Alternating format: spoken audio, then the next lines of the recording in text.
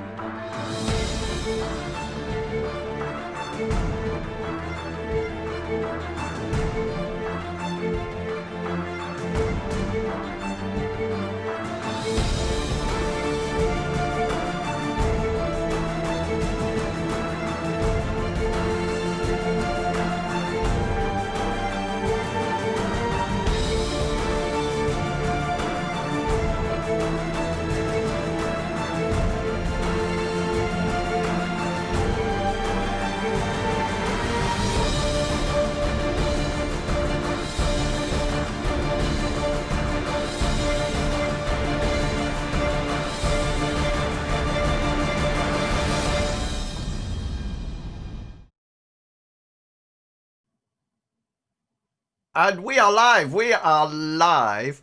Yeah. Hurrah. Do you want to know? Just to let you know, I haven't made up the next part of the adventure because I didn't see any point. There's no point really, is there? It's just... my only comment when I actually got into Roll20, and that was just saying to the players that I actually looked at the map and said, I didn't realise there were that many werewolves.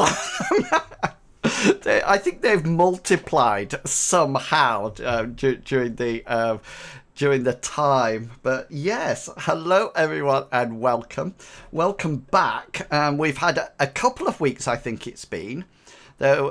Thanksgiving, and Longshanks EPG's in a new house, which we can tell from the behind, we think. Yeah, hopefully the Wi-Fi is better at this house than his other house. It looks the same.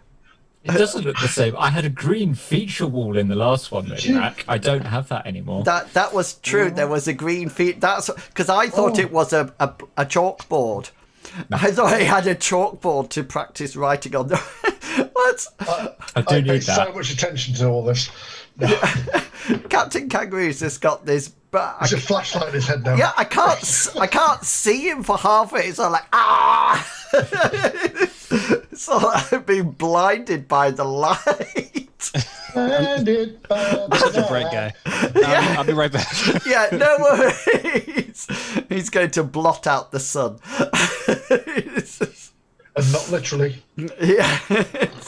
So we left it in a really interesting situation last adventure, because the party were being attacked by fierce werewolves, as they call them. I call them hybrids because I like that name better, hybrids. And werewolves always give you an idea of what might be happening, but hybrids doesn't. So yeah, they got attacked by hybrids and they are surrounded, and there's flames and flaming oil all around the place. There's a campfire. There's a cowarding Zack in one corner.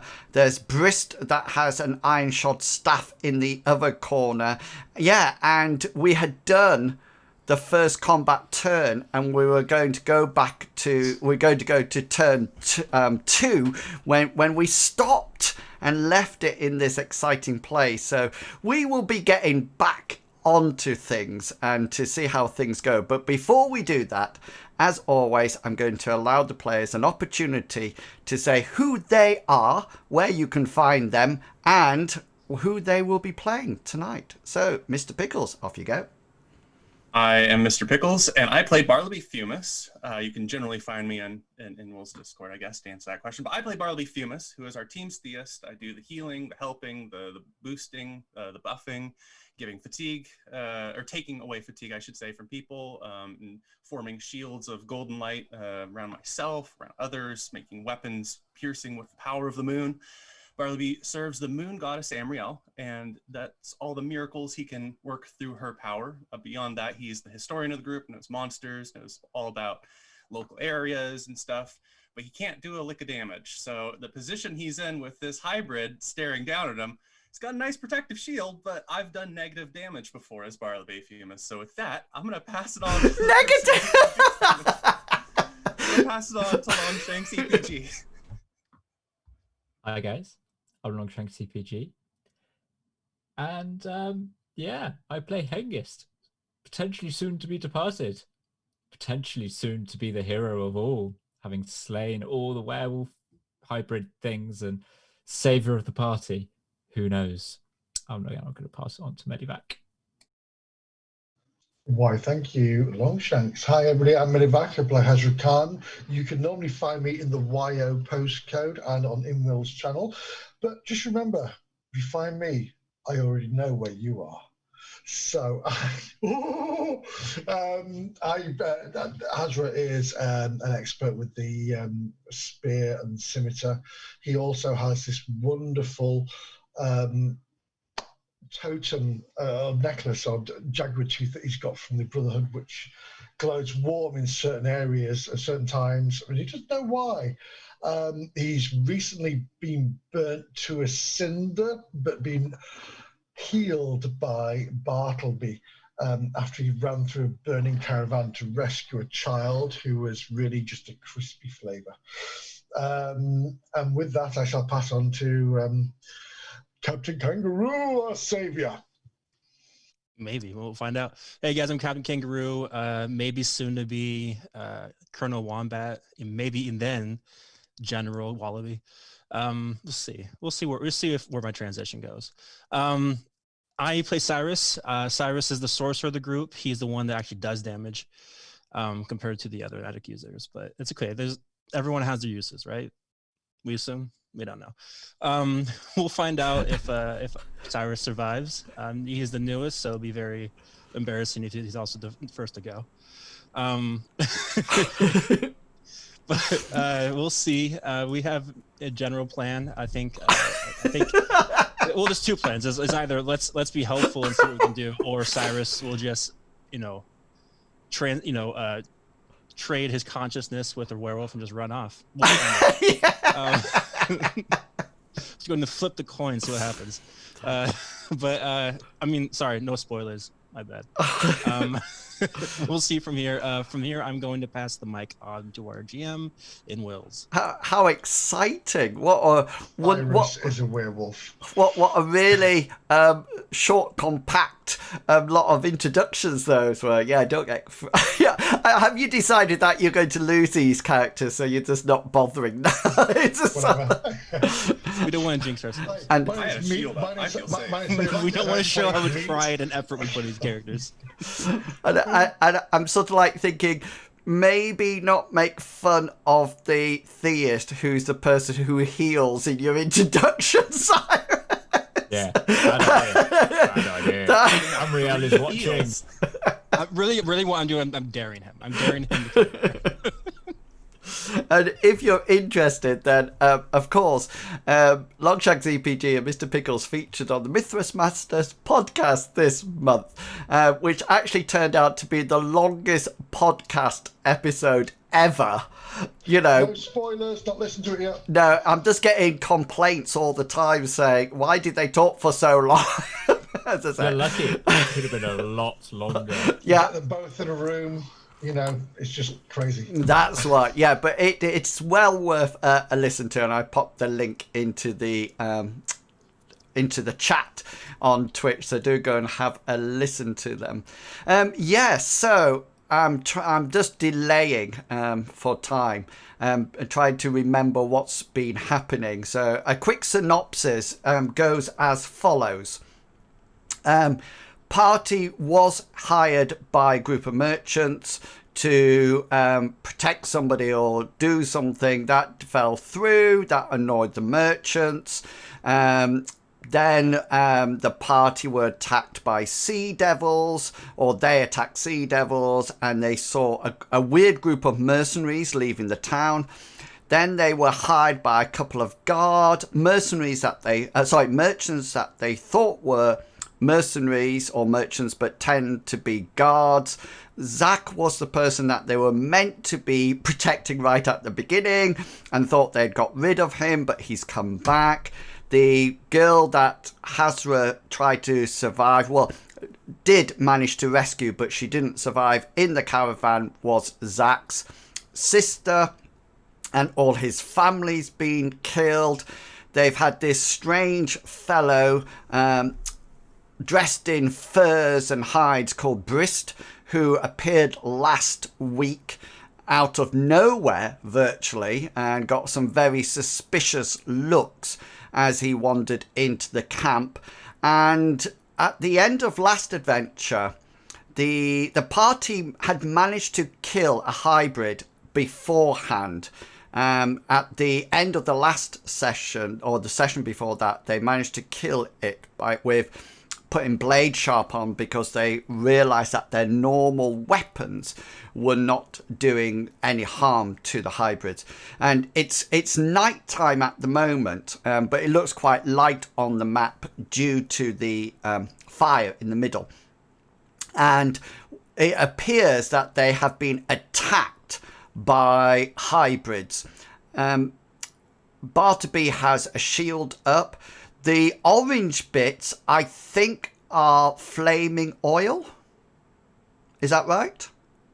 Yeah. Mundo, yeah. Yeah. Okay, then. And so that's flaming oil. And Hazra is out taking the lead. This guy bounced. This hybrid jumped over Brutus to everybody's sigh of relief, because we all thought he was going to just attack Brutus and rip its throat out. No. But no, he didn't. And Zach is cowering down here with Bartleby right next to him with the shield, and the hybrids are going to come into attack. Now, I've been thinking long and hard about this, and so remember, luck points are up to maximum, so you still got those. I think your magic points had been refreshed some time ago, and this was the second night, so I think they'll just be whatever they are. And what I'm going to do, just because I'm a nice sort of DM and I couldn't remember what I'd done with my monsters, I'm actually going to take it back to round 1, combat round 1. Because there's certain things I need to do, because this hybrid and this hybrid is crossing the oil, and I'm not too sure whether or not last time I actually played that, and I put some new rules about crossing flaming oil in the rules chat, did I not? Yeah, and they would need a willpower check to pass through the flames. Creatures and humans need a willpower check. Animal monsters who are more fearful have lower willpower. So it's just not, the difficulty is not changed, although I can adjust it. But some monsters and some people, so magic users or sorcerers who have got a high willpower, are likely to think that they cannot be damaged. So I need to write this. Cyrus, was there something on this one or not? Can't hear you if you're talking. You're muted. You're a little bit mute. Always forget. I remember doing that. I remember placing. So the square is supposed to represent like more of like a pile. Yeah. Is this on the wrong one then, or is there there should be one there? There should be two. I did that on purpose because I want to create a barrier. So that way we're not. Do you want to know that really makes me smile when I'm at work and somebody's talking and we're in a proper meeting and people are going muted. Like it's just like. And I just sort of like, and I'm thinking, oh, just keep them muted. And I'm going, It's a parliamentary question time. Yeah.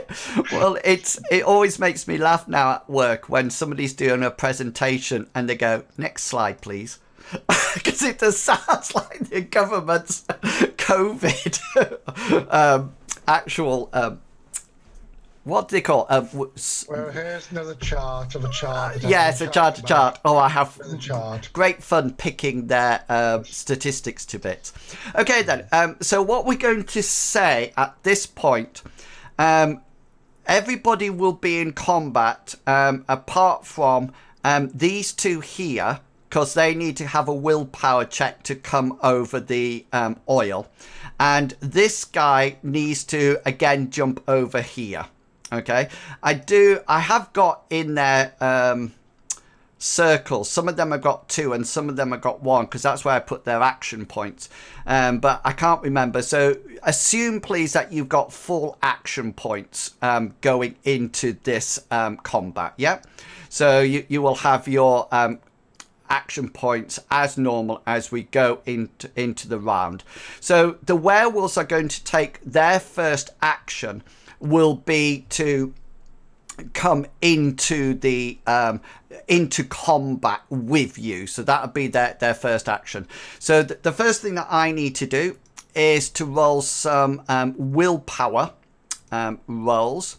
Let me just pick up my werewolf hybrid form. There we go. So so this is the willpower check. I'm going from you, Cyrus. That one will go first, and then it'll be the one next to Mr. Pickles. So first willpower roll. Yeah, so sort of like hybrid starts to run towards the fire. And I think you ignite it, do you? With a spell? Yeah.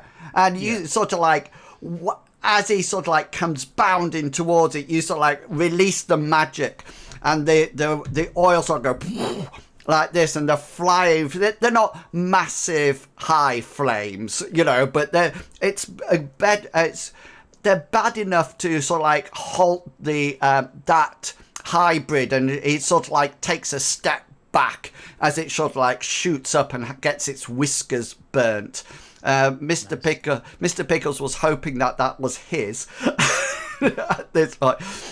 So the one near you, Mr. Pickles, he's timed it exactly correctly, and he sort of like, the flame sort of like comes from Cyrus's and it bursts up, and the first hybrid sort of like rears back, and the next one sees it coming and just sort of like jumps into the arena. Now this guy here is going to jump over here, and he's going to have an athletics check just to make sure that he doesn't accidentally trip and bite Brutus. But yeah, he quite deftly sort of like goes across it. And then this one jumps up onto the top. This one comes in for you, Hazra. This one comes in for you, Hengist. And Bartleby, we jump straight to you. I'm going to have to take my sweatshirt, my hoodie off, because I'm getting so excited. I'm getting hot. So, did we go back before I had cast my shield miracle? You've got your shield miracle up. Okay. So we're going back. So, and just sort of like saying, so Cyrus has cast his spell and you've cast your shield up, and just so I can keep everybody in. So I know what I've done, etc., etc. So your shield is up, yeah. Okay. As a free action, I'd like to say 3 words as clearly as I can in combat, if I can use them. Go under cart, and then I want to cast a spell. Is that to Zach that you're saying that? Yes, that's my intention. Well, I thought it might be FU hybrid. I thought that. Run like. That's going to be Cyrus's line. And then you're going to whack him with a claw. All right, okay then. So you sort of like probably push Zach sort of like away with your arm and sort of like say, get under card. And then, yeah, spell cast, go for it. and then I'm going to call on Amriel to punish the hybrid in front of me with a little bit of a shot. Just to let you know, it's in range. You know, the range. You could actually cast it from Lindo, I think. Actually, yeah. Oh, yeah. Oh, yeah. You do get a resist, an evade versus that 73. Oh, cool. So that will take one of my action points to evade it, because I'm doing evade. So I roll, I succeed and get a 13. However, you are higher because it's an opposed roll compared to yours, isn't it? So we both succeeded, but you have the highest score, the 73. So I couldn't actually beat you unless I got a crit. So yeah, so tell me, what does it do? It hits you in your 13 and stuns you for 2 turns. Okay, right. In my, let me just go to my mook table. My 13, which is his right front claw. Okay, and so he's stunned for, his claw is stunned for 2 turns. 2 turns. Okay then, so what I'm going to say at that is that he sort of like times the jumping over the flames at the right moment, comes down, turns round, maybe even lifts his right claw up to try to swipe you. And as he does that, and you're pushing Zach underneath the wagon, you call down Amriel, and it's just like pow onto his arm in full glory. I'm just going to make an endurance check just to make sure that I don't fall completely over. And you sort of like whack it into his arm, and he tries to put his arm down and realizes it's stunned and sort of like flops to the ground, and he's going to be currently prone on the ground, and he will require an action to get up. So there he is, prone, and his arm is done for 2 turns. Yeah, brilliant. So remember that, Mr. Pickles, if I go wrong. Okay, Hazra, the selfish protector. Selfish? Selfless. Drat. Get off their mind.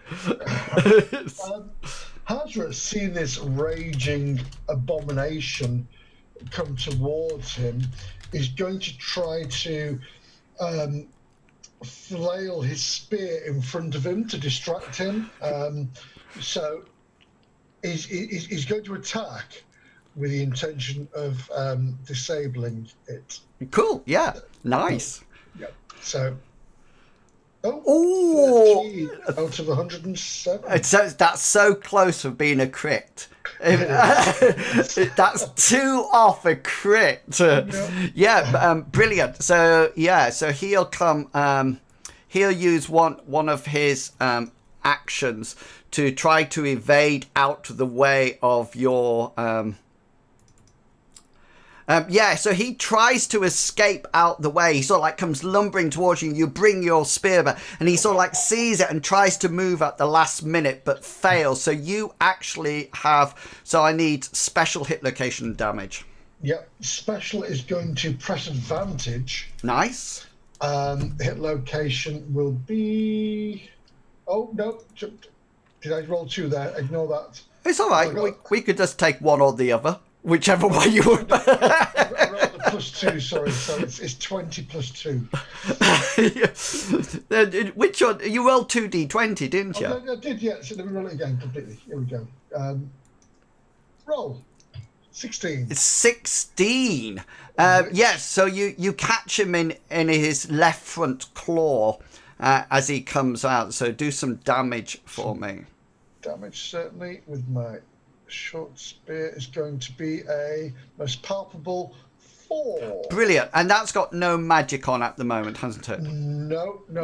He is he's praying to whichever gods. No, he's not. He's like more surprised and good. He's literally just swinging this thing around in front of him. Yeah. His spear. Nice. So, Yeah. So he, this guy, because he failed his evade, is actually prone. But he sort of like tries to jump out the way, and you sort of like whack your spear into his claw, and he sort of like backs off, and he's rolling on the ground as you're sort of like jabbing it down on top of him. Oh, and the person we've been waiting for to save the day. You're waiting for me. This is when I watched a D&D episode at one point, and the wizard said, I'll cast my fireball spell in this room. And everybody, you could literally see the colour drain from the player's face. And they said, what? And he said, no, sorry, firebolt. And I remember that. Oh, God, yes. Fireball. Fireball. If this was my druid Ashenet from years ago, Yes. he said cast fireball, no one would worry. Yeah, it was just like produce, produce flame. Yes, Cyrus, what are you going to do?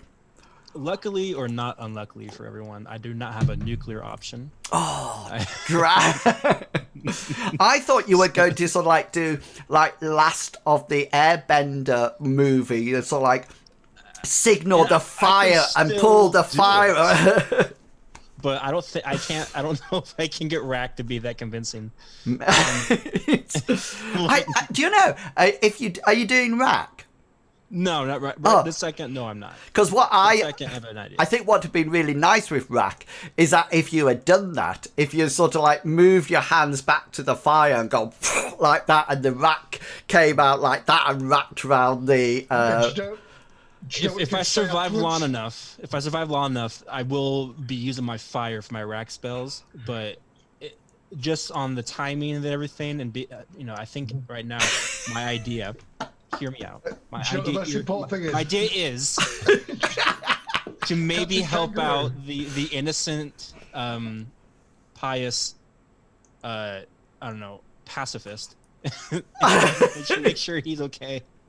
And then I can work my way around the circle. Helping everybody as you go. Just remember to say at the end of it, nice Rack. Yeah. There we go. I'm gonna get that T-shirt made. So Cyrus, what are you going to do? Pray tell. I'm gonna start things off by, with my huge, very thrusty and very girthy glaive. I'm going to cast Fireblade on it to get it a little Hot. steam things up a bit. A little bit Make it a little hot. in here. Okay then. So roll your folk magic. This will be what's to come with this roll. I feel it. Oh, yeah, and it goes like that, and the end of your glaive bursts into fire. And Bartleby's looking over, thinking, "Sorry, I thought you were going to save me with." First, you have to look cool first. Yeah. Your other day. Excellent. Brist goes next, and he is going to take a swing at this guy, this werewolf on the top, and he sort of like whacks it. And you probably, Bartleby, you're probably the only person to actually see this, because everybody else is sort of like facing the other way, and he sort of like whirls it round, and then he extends it. So he starts off in the middle, whirls it round, extends it, and goes bang like that. And you notice that when it actually hits the hybrid, there's almost like a punch of illumination, as if something sort of like some kind of magic's gone off. As he hits the hybrid that is up on the rocks there. He hits it in its head. I'm keeping that. Let's see whether or not the hybrid can actually evade out of the way of this and use an action point, because he's going to try to jump out the way. He fails, and Brisk catches the creature fair and square in the head, as he sort of like wheels his staff round. And does any? I'm just checking that it's 1d8.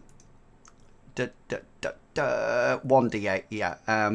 But it'll be one higher. So it'll be that.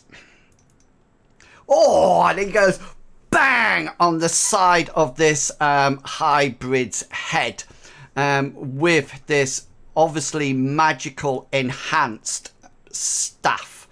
Let's just do that one. So that's his 2. Ouch. 2, 8. Yeah, so this poor guy up on the top needs to make an endurance check as it goes into him. And he fails his major wound on his head. Okay, so if you fail your endurance check for a major wound on your head, then it is instant death. Full stop. So Briss sort of like whirls his staff around, extends it, whacks it into this, the side of the head of this beast. And there's a blurt of positive magic.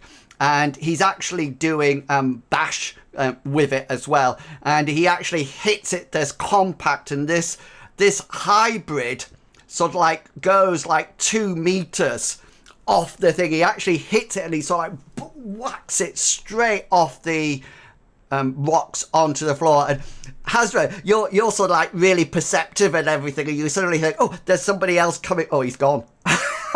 I'm creating a wonderful story for Hazra. He's just sort of like he's not there at all.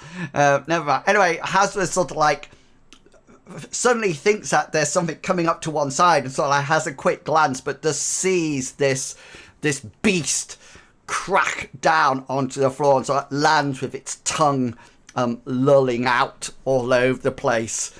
And now here's Hengist to do exactly the same.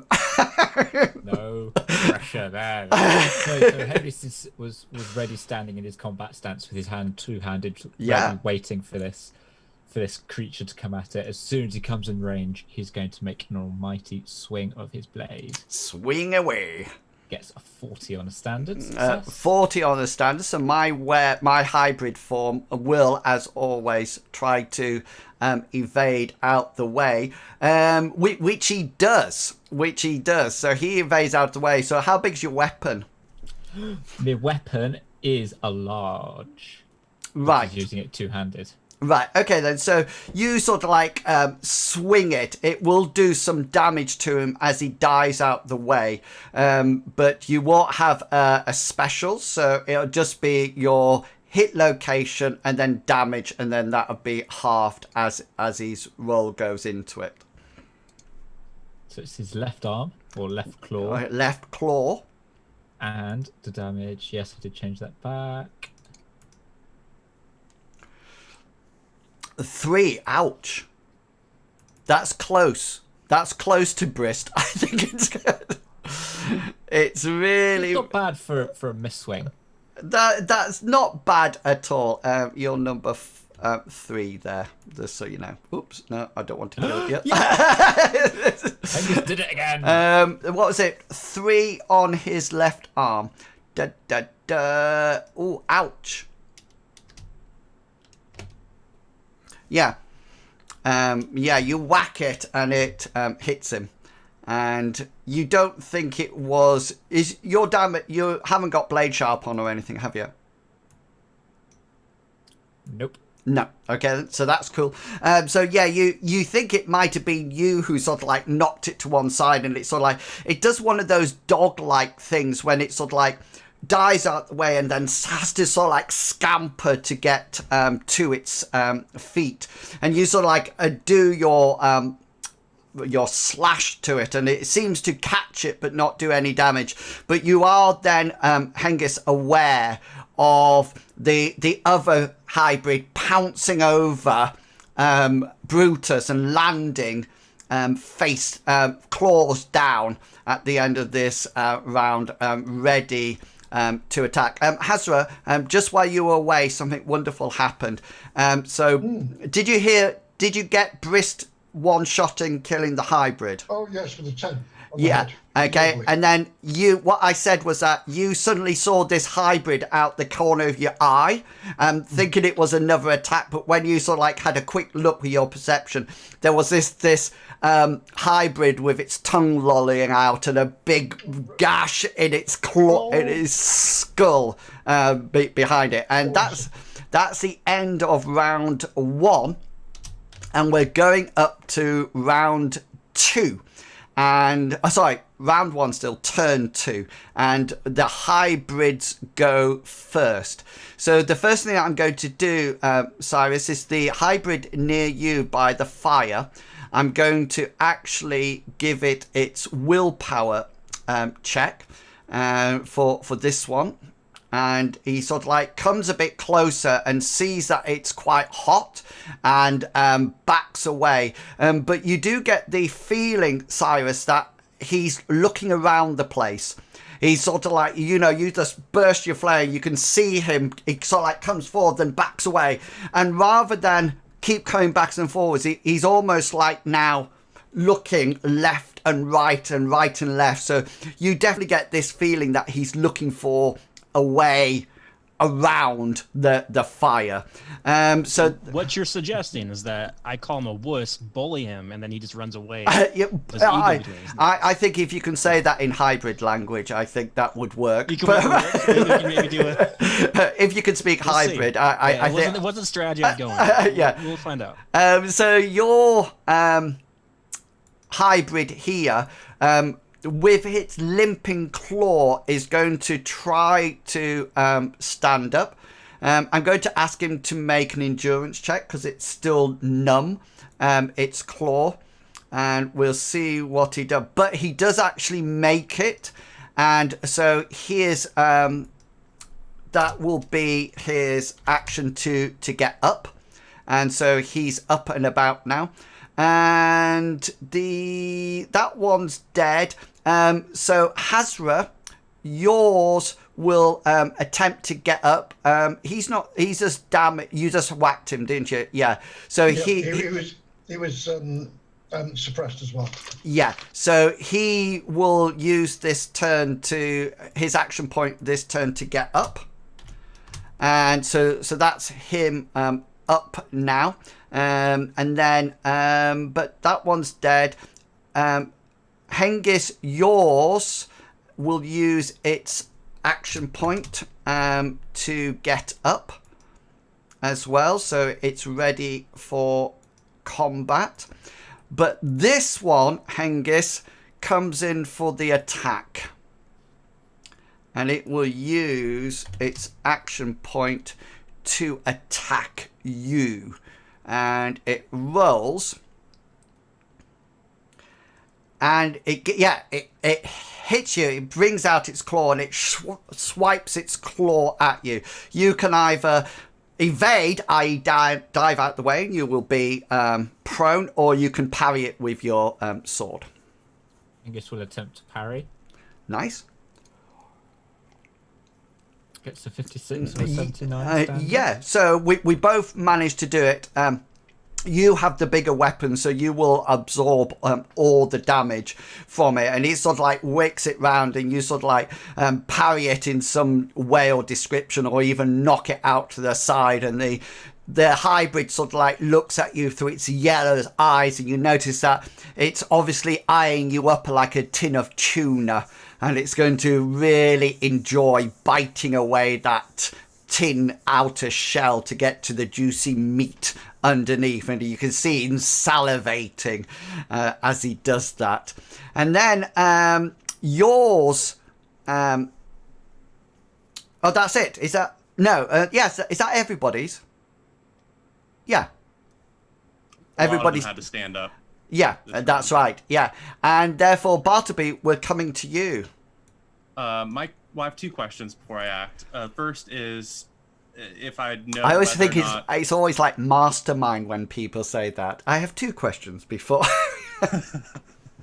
Did Zach? I know he's not on the turn order. I was just curious if he obeyed, or if he's cowering behind me like a. Well, you can take a quick look if you wish. Would that be my action?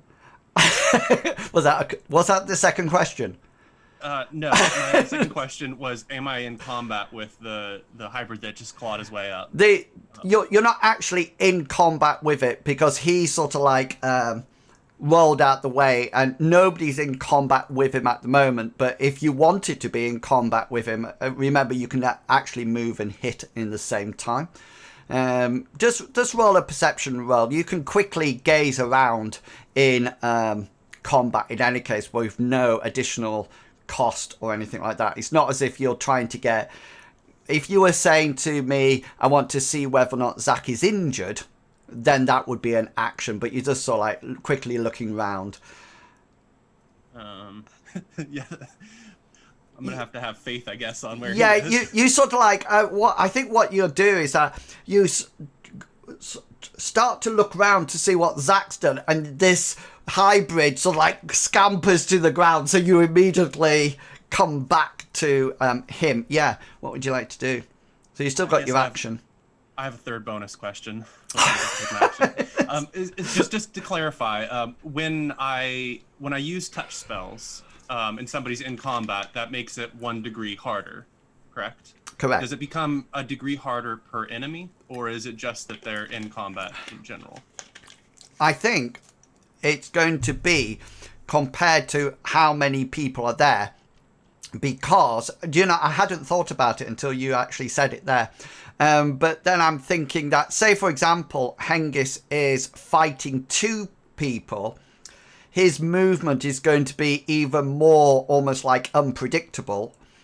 So, yeah, it probably will be. That's a good point. Thank you for raising that with us today.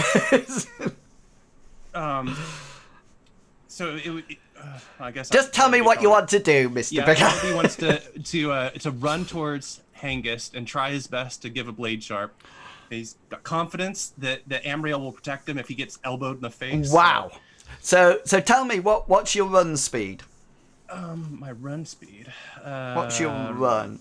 My run is a 16. Walk is a 6. Okay, so 16. How many actions do you have left? How many actions do you normally have per round? 2. 2, and I have 1 left. So yeah, so it's like an 8-meter dash, isn't it? So you sort of like leave Zach where he is and dash. I have faith he went into hiding. Leave it, and Cyrus at this point sort of like goes, "What?"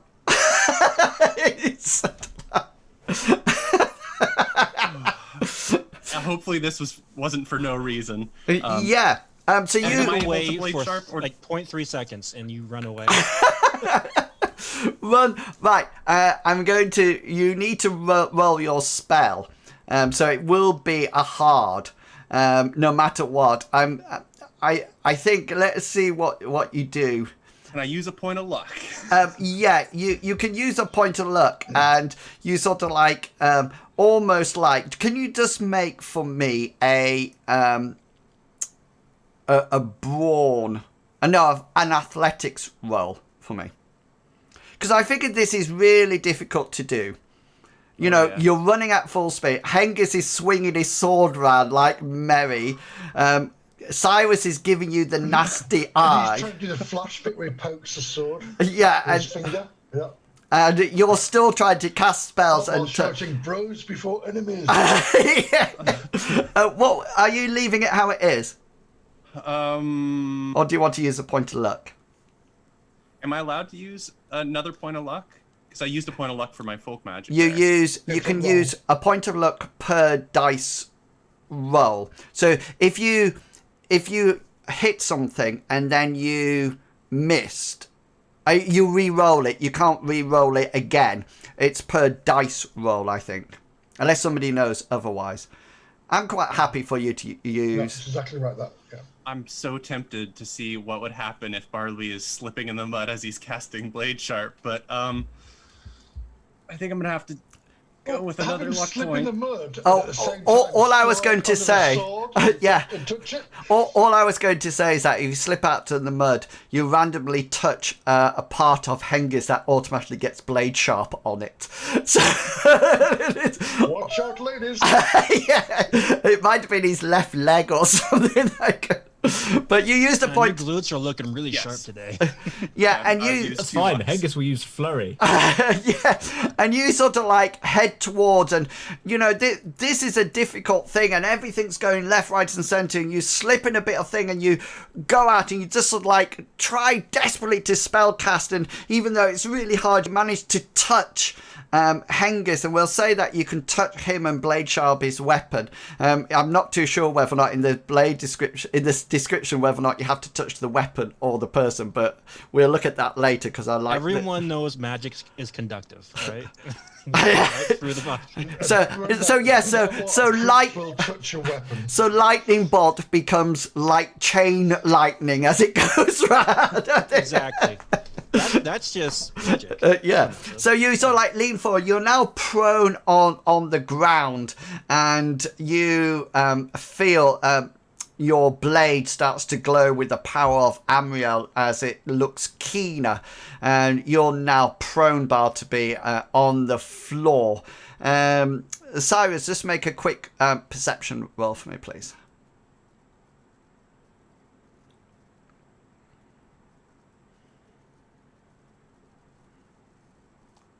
I was going to say, I did say quick, but no, that's fine. Yeah, so you take a look and you see Bartleby gone, and you can also see the ends of Zach's legs. So he sort of like crawled underneath it. But he's a typical sort of like, if I can't see it, they can't see me. So there's sort of like two rather tender looking pale legs that look like a pair of kebabs on sticks in front of the hybrid. And yes, we move to you, Hazra. You can fight. I certainly can try. Well, Hazra, seeing this thing stand up again, he's still a little bit worried and petrified, and he's got his spear in one hand and he's trying to grasp his necklace in the other hand, and nothing seems to be happening. So again, he's going to just wildly Swing. flay his spear at this thing, just trying to force it away. Or even jabbing it. Jabby, jabby, jabby, jabby. Go for it. So here we go. Let's see what happens here. Oh, Ooh. a most palpable hit. Nice. You need to remind me that I need to take 7 off. Yeah. So he. Oh, it wills. Yeah. You need to take 7 off. Yeah. Cheers. Okay. That was lucky that you remembered that. So this beast. It's sort of like you jab it or fling with this here, and it's going to try, rather than diving out the way, it's going to try to parry it, in a sense that if it gets a special on you, it'll probably try to grip the spear. But I've got my -7 on now. But he still manages to attack. However, we're both equal. We both succeed. So, how big's your weapon? And it's just average, really. That's not what Lisa's doing behind you, by the way. She's going. She's like this. It's how you use it. Right? That's right. So, you know, one of these days we're going to actually grow out of that joke, and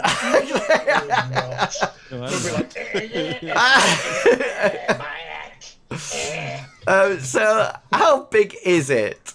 It's medium. Medium, because I need to get this. So your attacking is medium, mine is small. So yeah, so you'll do half damage to it. Right, okay. So, but you don't get a special or anything. No, I just need a just hit literally, location and damage with it. Oh, sorry. Hit location would be. My apologies. I've done damage already. 11. difference. Which number 11. are you? 2. Can you see the chest? Can you see the little circles by the Oh, with the tokens? number on, yes. I'm number Red 2. ones, yes. Yeah. you can. I'm number 2. So you're number 2. Where did that come? Yes. In, number 2. in his chest for First 5. with the freaking cupcake. Yeah, and you sort of like whack it, and you sort of like jab it into this hybrid and pull it back, and the hybrid sort of like goes, ah! But then realizes that the skin is, and it almost like you're not too sure, but you're quite used to dealing with animals, and you're pretty sure it grinned at you. Yes. You probably think now that press advantage will not work again because We're thinking the same jabby right away. Yeah. And here comes the fireball. Cyrus, you're up. Cyrus, seeing the crippled hybrid right in front of him, just get up, and I'm assuming just staring at Zach as he. Oh yes, drumsticks. Just licking his lips. I'm going to attack it from behind using my glaive. Do I have to get closer? Yeah, you will. You have to be in combat range in any case. But with your weapon, there's two standards. So there's like now you're in combat range. So the hybrid, if it decides to attack you, it can't touch you because your glaive is too long. So what happens is that if you parry or it does damage, it does it to your glaive. But as an action point, the hybrid can come inside the large weapon. So therefore, it will attack you, and therefore your glaive does a whole load less damage because you're just doing it with the staff. So you're both in combat. Yeah, exactly. I imagine I'm hitting it with a staff in that case. Yeah. So it's actually its full range at the moment, and that's absolutely fine until it's used up in action. And that's why weapons like staff and glaives have this thing that you can just wave them around to hopefully keep the beast at bay. So yeah, so do if you got use your action point and whack me. Sounds good. Come on, baby. Here we go. Uno, dos. Yeah, so this hybrid doesn't have any action points left, so he can't evade or parry. So you need to do. I need to know your special first, then your hit location, then your damage. So special first. Is I'm going to do press advantage. Okay. Special. This is number 4. Okay. 3, wherever that hits. 3 is in its right leg. All right, and I think hold on. And this is actually magical, so it will do. So I think it's a D10, and then if you've got a damage modifier.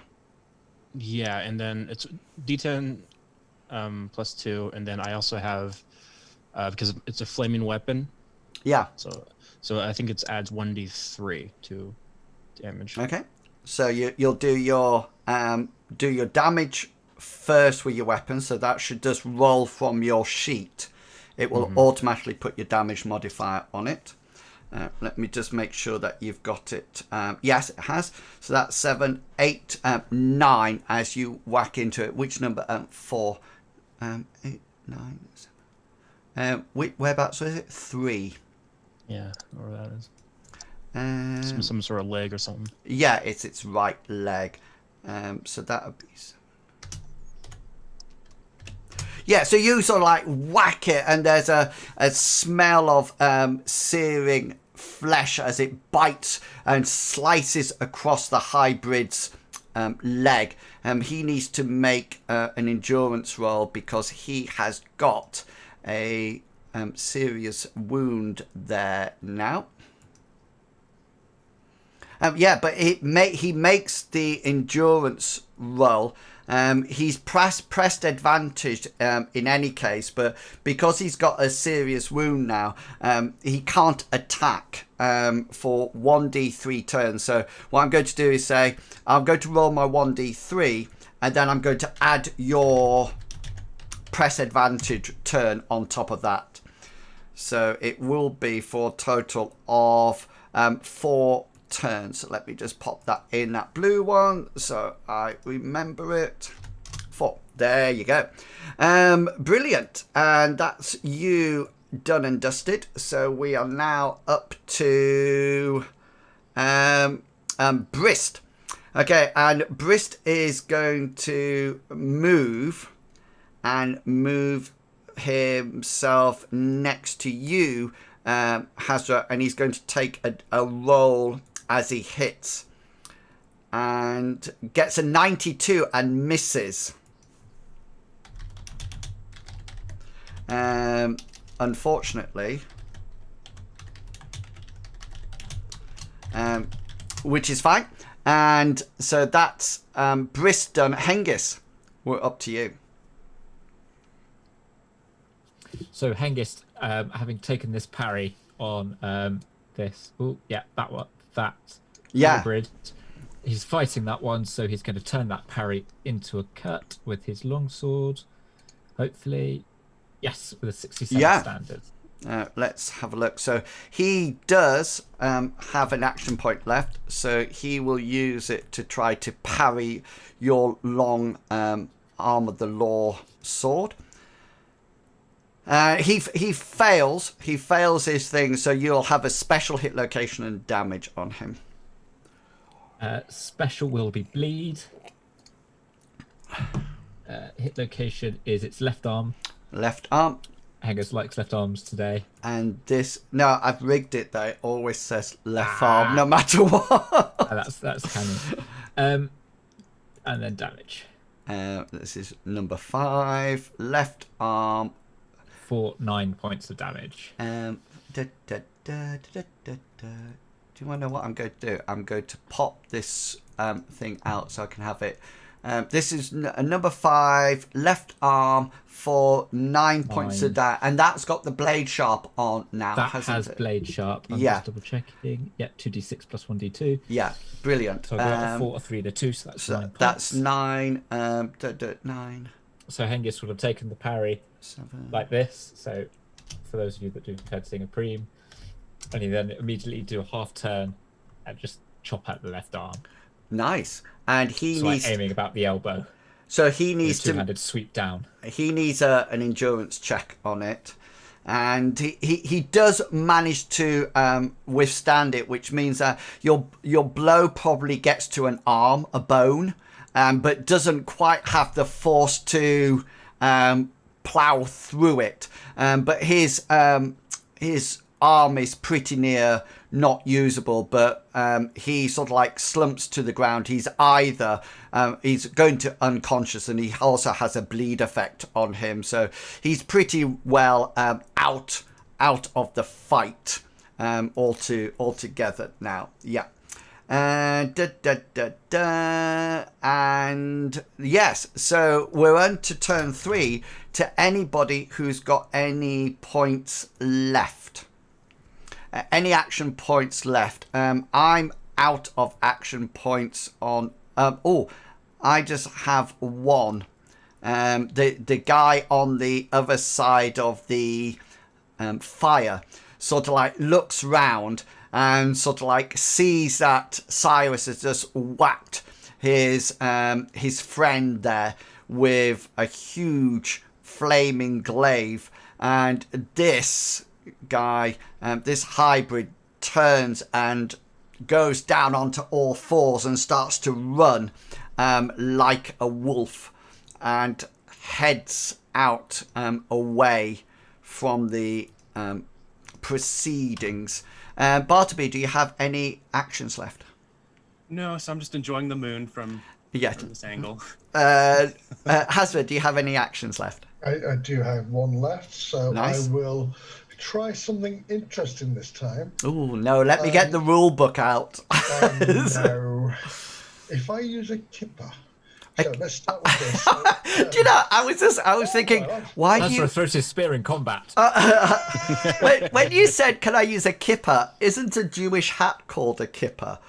it's a, I thought Yom Kippur is an event, but then the Yom Look it up. Somebody Google it while I'm there. Yeah. So what are you going to do? well, I'm going to attack, but I'm intending to trip my opponent. All right. I use my spear to thrust between his legs. Yeah. And So force that'll him be onto the your floor. special. Yeah. If you Yes. succeed. Yeah. Go for it. So I've got 21 out of 107. Yeah. So he doesn't have any action points left, so he can't actually parry or evade or anything like that. So you need to do special will be trip. Trip opponents, yeah. Yeah. Which you can oppose. Location, which damage you're going through to left leg, which is most poignant. Is it Poignant? always in Right, left whichever. leg? Is it really? Oh no, it was left arm before, wasn't it? No, Yeah. left arm before, left leg now. Yeah, so I think I'm making a brawn roll, aren't I? Oh, Yeah, you've got a choice of acrobatics, brawn, or you can actually do it by a quadruped. An opponent may use, so quadruped plus opponents may use athletics skill for evade with one. Oh, it's evade, isn't it? You can't do evade, can you? no, I can't do evade because that requires an action point. Yeah. So it's either brawn or acrobatics. It's not athletics, it's acrobatics. So I don't have acrobatics because that's a professional skill. I think Cyrus has acrobatics. Is that right? Yeah. That's right. So I am going to be rolling my lovely brawn. I see you're rolling. And my roll is You too. he fails. He fails his brawn roll. Oh. He got 76 out of 66. If the target he's now prone on the ground. So nice use of a special there to you sort of like get your spear in between its legs and twist it at one point. Exactly. Yeah. I was actually hoping to move this direction when I did it, but what's his name? Brist has moved in my way. Yeah, typical Brist. Brist. Cyrus, do you have any action points left? I do. What would you like Before to I do? start, I do want to make a comment here. What is going on between your behind you, Hazra? I'm trying to figure out. Is there a police behind you? The police having like a rave behind you? I've just seen a lot of Christmas blue. time. It's Christmas time. Oh, is this what it is? All right, I'm seeing red and blue, so I can't tell if. Is that Christmas Christmas cards. Oh, can you just, Hazra, can you just leave it on that one for the rest of the night, please? Do you know what the scariest thing is? That is a real tree, but I got a more expensive real tree for my birds in the aviary. Oh, I know. do you know what QVC is? It's an online shopping thing, and Yeah. there was a Christmas tree on sale, £401. Okay, What? but wait. They guarantee a 60-day money back if you're not happy. So I'm going to buy it, have this wonderful tree for Christmas, and then after Christmas say, no, I don't like it anymore. Take it. And all the baubles and everything and the tinsel is all the same. 60-day money. And I just sort of think, people are just buying their Christmas decorations and then giving them back. And do you know what's worse? Is that we're delivering them. Yeah. So, right, Cyrus, what would you like to do? Cyrus is going to try to just finish the wolf in front of him. Is the wolf? I know I've pressed advantage. Is it prone or No, is it standing up? he's up. He's not prone. Okay. It's just that he can't attack for that. So he can't attack for. I think it's 4 turns. So 4 turns, okay. this will take him down to 3 turns. All right. Well, then I'm going to attack him one more time with my glaive. Okay, Let's see what nice. happens. Let's see what happens. Come on, baby. The tension. Yeah. Yeah. So Damn, I need special hit location damage. I already have press advantage on him, so there's no point in doing that again. It will stack though. Oh, Oh, well, not. I'm sure press advantage stacks. Yeah, I'm looking at the list of different ones. He doesn't have. They don't have a weapon, so I don't know if I can disarm an opponent. I know press advantage does not stack. Stack. Oh, With a okay. big enough sword, you can disarm anything. You could trip him. You could impale him. Yeah, I'm going. I'm going to go for trip then. Okay. I think. Yeah. So trip is your special. So I need a hit location and then damage.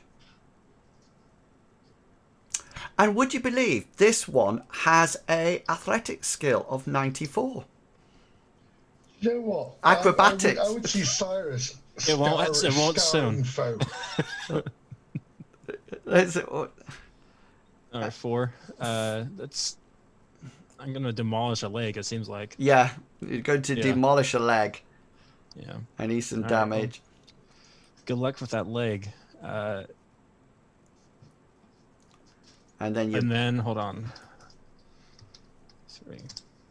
it makes its brawn roll. Oh, hang on. No, but this is 4, isn't it? Yeah.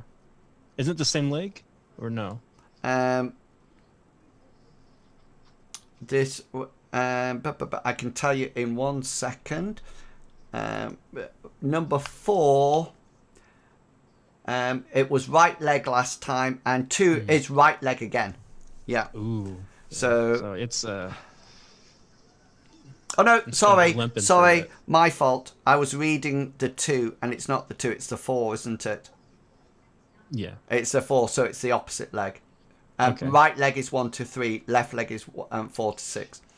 It does make sense that I would hit the legs because I'm going for a trip. So Yeah, that works out. nice. So how much damage was that? Altogether 9 damage. Well, that was the same as last time, wasn't it? Yeah, and yeah, I hate his legs. Yeah. You said he had aerobics or acrobatics. Aerobics, yeah. He goes 5, 6, 7, 8. Come on, ladies, let's get clawing. Yeah, he's and grapevine. Let's see him make his endurance roll here. Yeah, he sort of like stumbles to the ground, and I'm going to say in your next action, in the next round, your first action can just be to finish him off, coup de grace, whatever we call it. But that'll be your next round. Brist doesn't have any left. Hengist, do you have any left? Nope. No. Okay then. So we're back up at the top of the round. So we're at round 2 now, combat round 1. Werewolf. This werewolf who got knocked prone by your trip, which was quite good actually, because it meant that he could not attack. He gets himself up quite nicely on its round.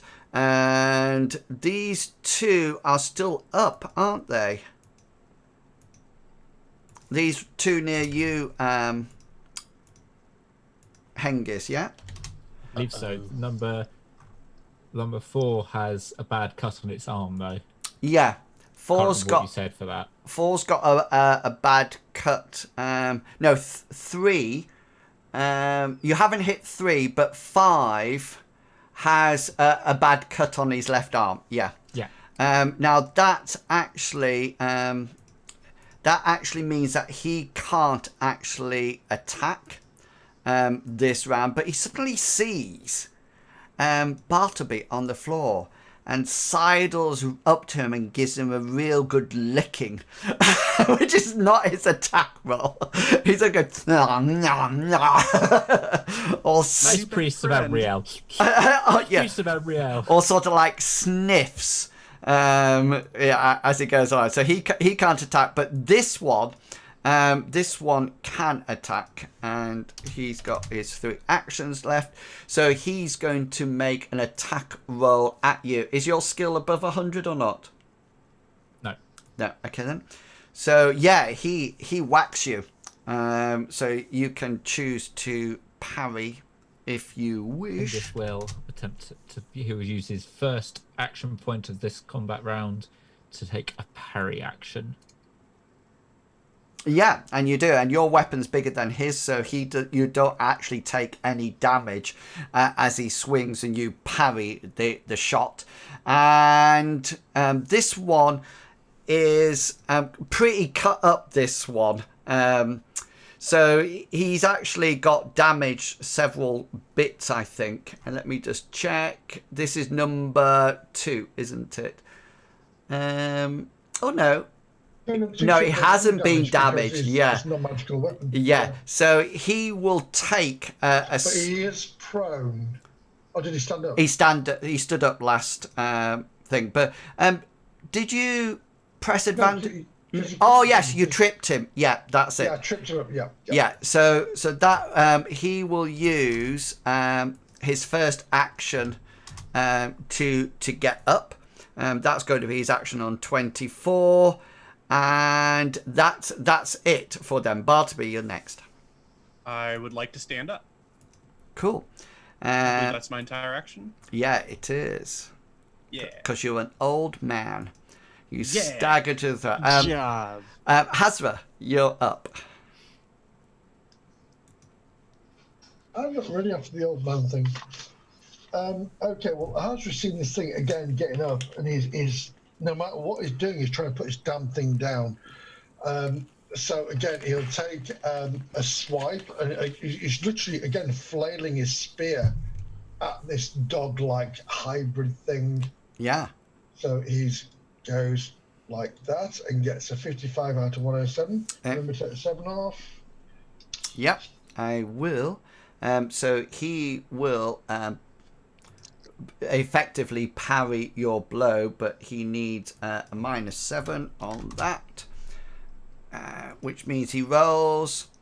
Oh, nice. And he does. How big's your weapon? It's you take half damage, don't you? Yeah. So, but no special. So hit location damage. Yeah. So hit location is going to be his 14, which is his right arm. Ouch.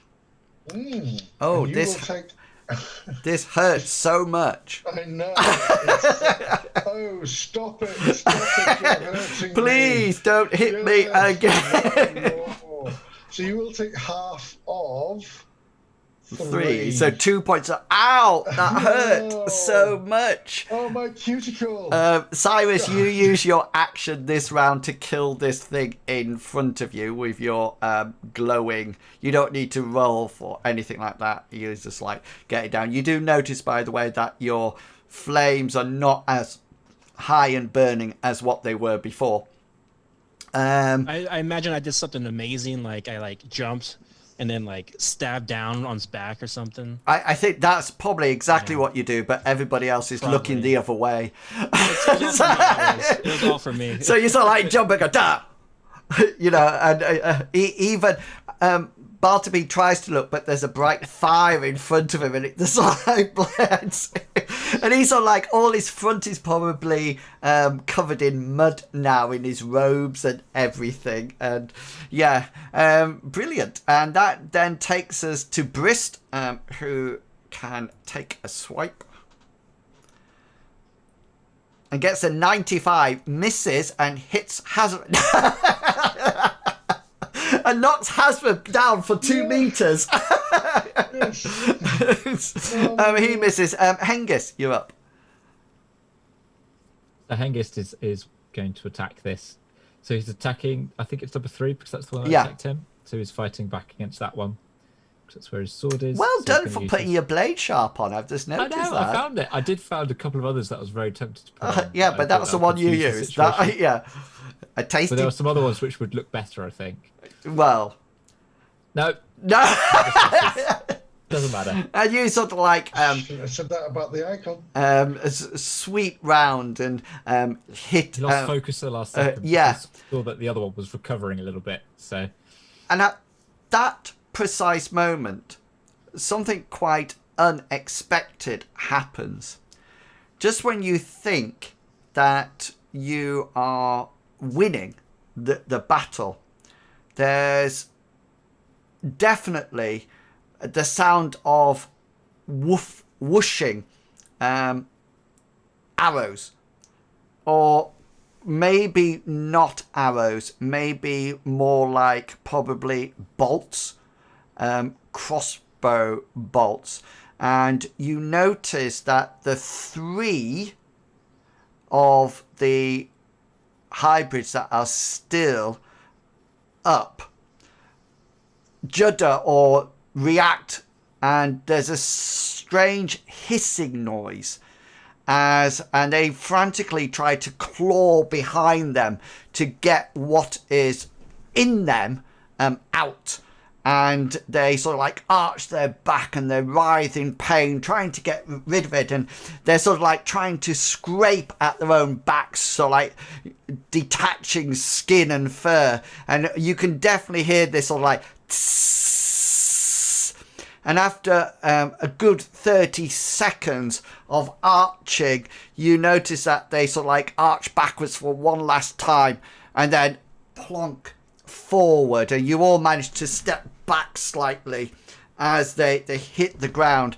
And what you see in their backs, coming a little bit loose now, are each one of the 3 that were attacking you. All 3 of them have what appears to be some kind of crossbow bolt in their back, but the hissing sound you can hear is that it looks like it's eroding like acid around the wound.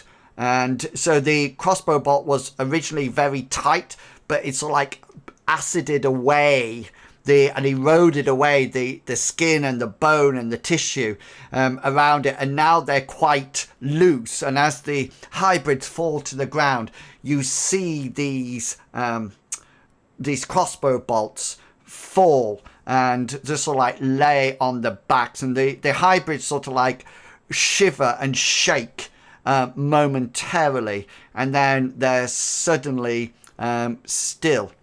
And as soon as you sort of like watch the macabre scene that's in front of you, you all look up and you can see, just coming into the torchlight, riding horses, appears to be the mercenaries that Cyrus and Hazra saw leaving the town some days ago. And they come in about them. There's sort of like 4 of them at the moment, and they sort of like come in, and you notice that they seem to be dressed, Cyrus and Hazra, very much like what you saw them, but you now see that they have pitch black over tunics on, and they seem to be sort of like belted round the waist, and emblazoned across the top of the tunic is the what appears to be some kind of stylistic owl, with its wings out as if it's swooping down. And you notice that on each one of them there's a small picture of what appears to be a mouse or a rodent, and it's stylized, so, and it seems to be only when it comes into the firelight do you notice that it shimmers as if it's got silver thread on it. They have helmets on. You can see that they've got armor on. They have, almost like as they come in, they leave go of their crossbows, and you notice that they're actually attached to a belt or something, because when they leave go, they don't fall to the floor. They almost like roll back to a resting position by their waist, and they seem to have one hand on the reins, and they rein in their horses, and that seem to be quite Hazra, just make a law nature roll for me, please, or anything to do with animals if you've got a better one. Yep, certainly. Law nature. No, it is going to be law nature. Okay, yeah, go for it. which is Yeah, good enough. you- So 30 out of 40. You noticed in your keen eyes and understanding of animals that you figured that these horses have been ridden for some time. There's that sign of that salty sweat down their flanks, and you can see that they're breathing their warm breath, also like billowing out in clouds of steamy breath, and the mercenaries come into the camp to the edge of the firelight, and you suddenly realize how formidable they look up on their horses now. And Cyrus and Hazra, though you recognize them, they somehow seem different. It's as if they, looking back now, it's almost like they were in disguise beforehand, and this is their true form as they sort of like sit across the horses looking down at you, and the horses sort of like canter and pant, hoof the ground, and eager to do something, whatever that may be. And one of the mercenaries, the one in the middle, or just to one side, the middle of your camp line, sort of like rocks forward as if to adjust himself on the saddle, and his right hand that's dropped the crossbow bolt reaches across to the hilt of a sword that's on his left side of his waist, and he sort of like looks at you, and he removes that almost like face mask that has up to here, so only their eyes are showing with their helmets, and he pulls it down to reveal his face. And Cyrus and Hazard, this is when you sort of, we know this person, and he sort of like looks at you all and says, "We've come for Zach." And that is a good time to have a break. A 10-minute break. I like giving 10 minutes breaks at end like here, so the players have an opportunity to think what to do, and then I go to the loo. yeah, and then I have a good laugh when Cyrus just charges. I know he's going to do it. I know he's going to do it. So can I just remind you now that that scene has finished. So any special effects that were on weapons or anything like that are now off for when we come back. Okay, please go away, stretch your legs, have a chat, have something, a snack, sorry, have something to eat, and we will be back in 5 minutes, 10 minutes, sorry, which will be 20 to the hour. 20 to the hour. We'll see you real soon. See you later.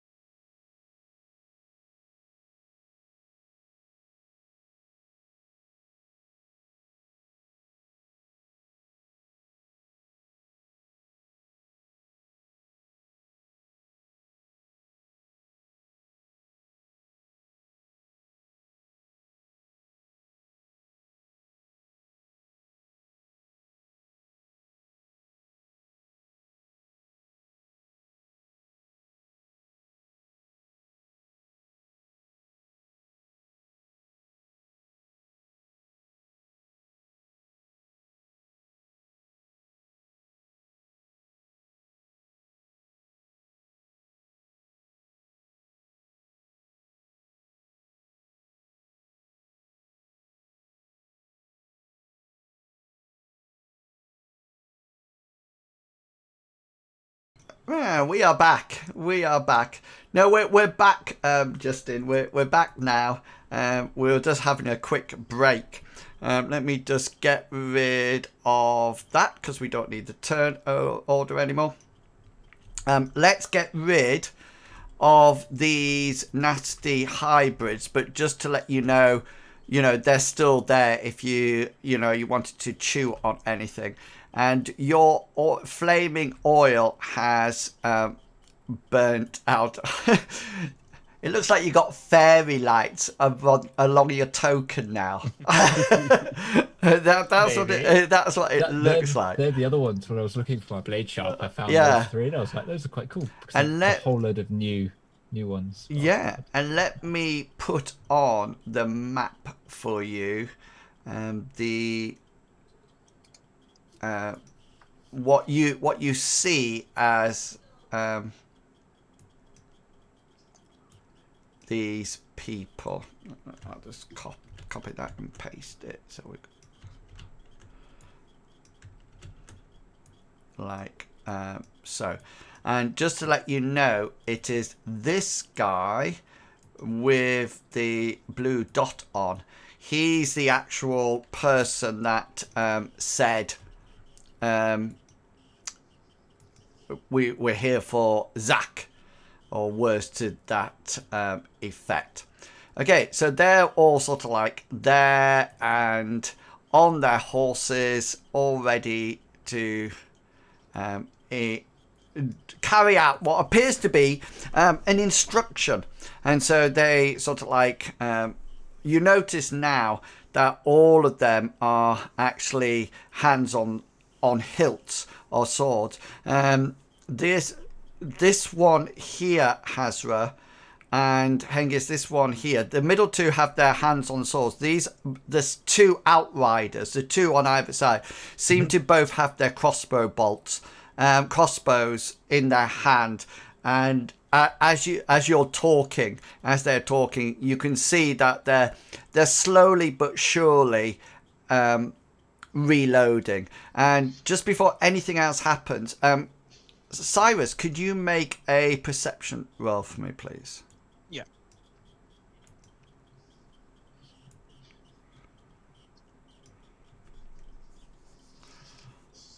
Did I press it?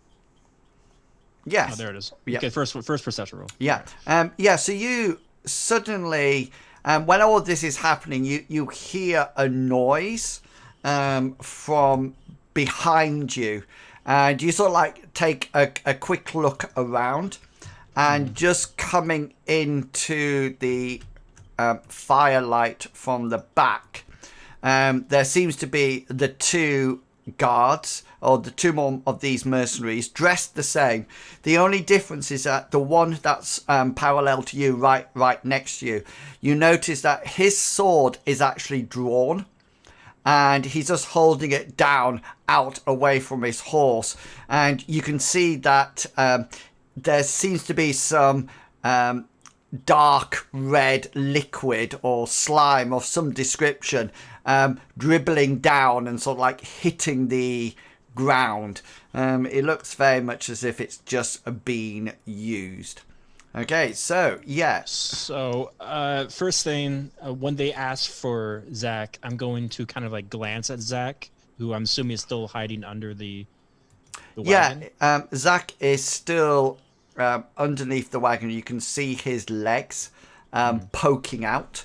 But if he's looking at me or anything, I'm just going to like kind of make a sign to him, just like maybe stand down. Yeah, so he's actually face down with his head underneath the wagon. So when Bartleby said get under the wagon or whatever, he literally crawled under the wagon with his Bartleby's very persuasive when he has to be. So he you don't think it would be very hard to know that the legs belong to Zach from the mercenaries' positions. You know, I mean, there is a question whether or not they could even see those legs, which we might roll at an appropriate time. So this guy here sort of inches his way forward, and Answer wants to and stabs Hengist. Answer wants to casually just move with a bit of just grace, I suppose. He wants to just move casually across and say, "We are here to protect Zach. What is your why do you want him?" Whereabouts do you want to end up? Are you saying it from there? Or do you want to move? No, I want to try to move to here. Okay then. So roll your move gracefully skill. I have done so. Yeah. Well, all of a sudden it's like the dance of the cygnets. Arms crossed over. And you saw that. Tip. I do have dance actually. Yeah, that's really good. I think everybody has dance, don't Yes. they? I Yeah. think it's actually, yeah. I'll use quite look at that. Yeah. So you sort of like. I want to move casually across. Yeah. Well, I've got my spear in my hand as always, but it's like the music's walking stick. Yeah, and the thing is, it seems that everybody, I mean, Cyrus is obviously keeping an eye on the back, and Bartleby is sort of like up and probably moving, and Brist definitely moves and with you or almost, and for the first time that the guy on the horseback sort of like looks across, and he sees Brist. Could you probably just Hazra, Hengist, and Bartleby? Could you roll your insight rolls for me, please? Oh, nothing escapes Bartleby. Nothing at all. Escapes. I'm going to use 1 point to look to reverse mine because I'm watching these guys, and I feel that Hazra will be like. So reversing it will give you 35, and you got a skill of 20. Oh no! Look at Hengist. I'm thinking what I should have said is yes, use your point to look, cross it off, and yes, that makes 35. You fail. You can roll it again if you wish. I was looking at Hengist. Hengist has failed as well. Let's see. Do you wish to roll again, Hazra? No. Well, yes, I will. I've said it, so I'm going to do it. Okay, cool. Oh, you sort of like you.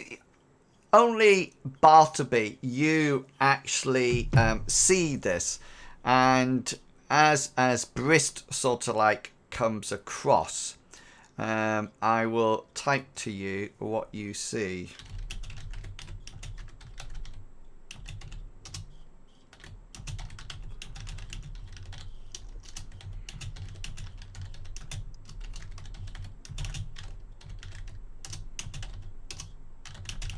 It's an essay, sorry. That's fine. I'm proficient at reading. You maxing up that skill. Oh. Yeah. So Brisk comes along, and the guy on the horseback with the blue thing sort of like looks across at him. And yeah, Bartleby, you sort of like everybody else sees it as just a look. But Bartleby, you have a little bit more knowledge since you made your insight roll. And go ahead. Yeah, no, go for it. With that moment, Bartleby would step up and say, "We're protecting Zach with the help of Brist here. What do you want with Zach? Are you also here to protect him?" Roll your influence roll for me. I was hoping you'd say that. Influential. Oh, yes, a palindrome. 1551. Kneel before Yeah, they all get off and go, worship the great. No, they sort of like look at you. So the guy in the blue dot was looking over at Brist and then looks back to you, Bartleby, as you uttered these words. And I should let him have a willpower check. And he sort of like looks at you, and he doesn't seem completely convinced, but he seems to be almost like getting there. And in order to convince himself, he turns round into Brist and says, "Are these with you?" And Brist sort of like says, "Yes, they are. We thus fought off some hybrids." And the sort of like the captain says, "Yes, we dispatched one of them running back. As we approached this, we saw them leaving the forest. It was strange where they were coming, and we knew they would have his scent, no matter what, for the time is near." And Briss sort of like looks over to him and says, "Near indeed." What do you mean the time is near? And the guy sort of like flicks his head back to you, Bartleby, and sort of like checks you out, looking up and down in your mucky robe from the ground, and he sort of like says to you, "I seem to remember priests of Amriel appearing a little bit better dressed." Well, that is true of the Higher Priest's son, just an initiate. Oh, an initiate. Well, and he sort of like looks around at everybody, and there seems to be something that passes between him and Brist, and then he sort of like takes his hand away from his sword hilt and dismounts his horse, and almost like smiling knowingly, which is probably the most annoying smile, he says to you all, he says, "May myself and my men share the warmth and comfort of your fire." To By all which means. Hasra will reply, he'll bow slightly and say, "Our heart is open to you." And you look round, and Cyrus has this hybrid on his neck. That is the most strangest cat ever. It is. I don't know. He's not subtle whatsoever. Do you want to? And the fact is, you're holding him now, because if you let go of him, he will just put his claws. Yeah, that's what that is. That's why I have to like hold him up. Otherwise, he literally claws down your back.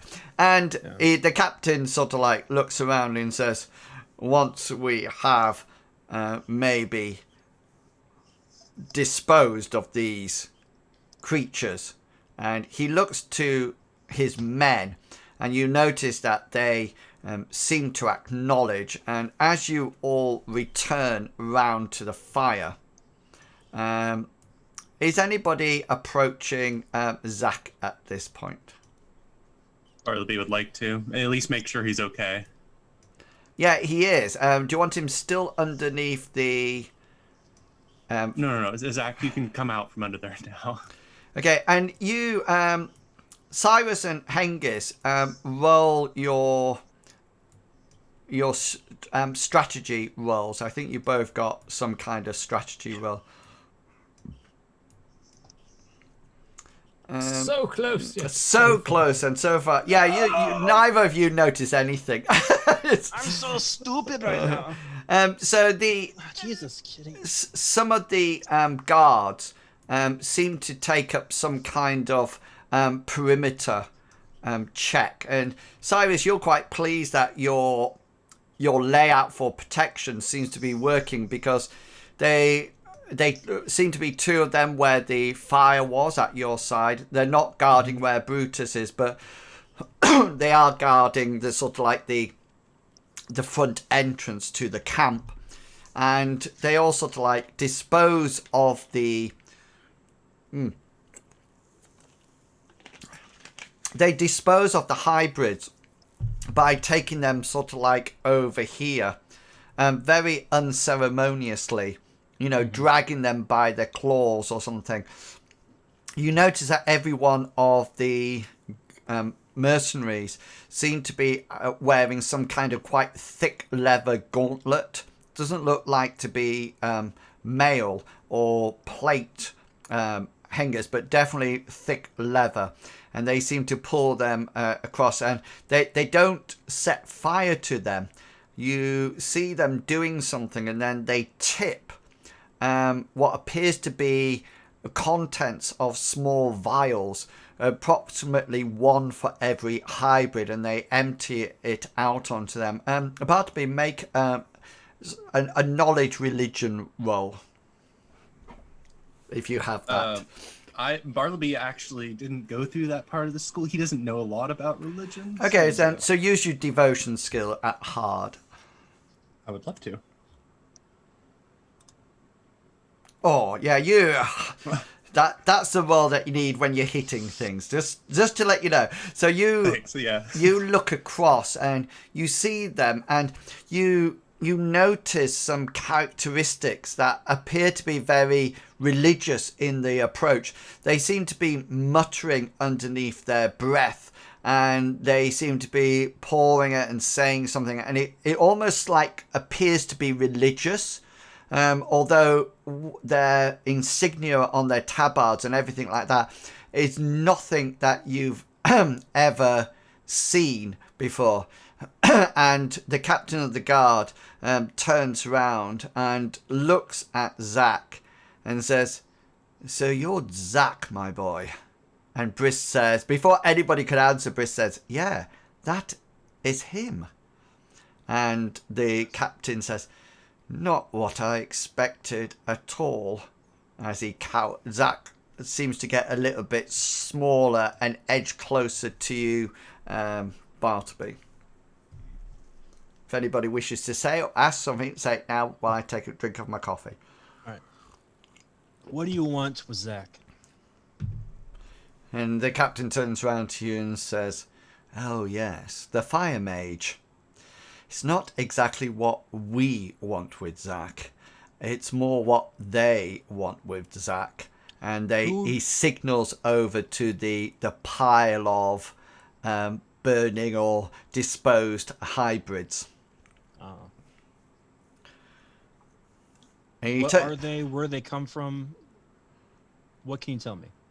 He sort of like looks at you and says, "First things first." He says, "Zach?" And then Zach sort of goes, "Yes? Are you injured or anything?" And he sort of like looks around each one of you and then sort of like says, "No, I've got a bit of a scuffed knee from crawling underneath the wagon when Mr. Bartleby told me to get underneath there.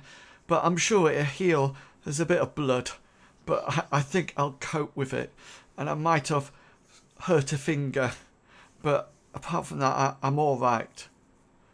And the guy across, you can all roll your insight rolls at this point. But it's going to be an easy roll.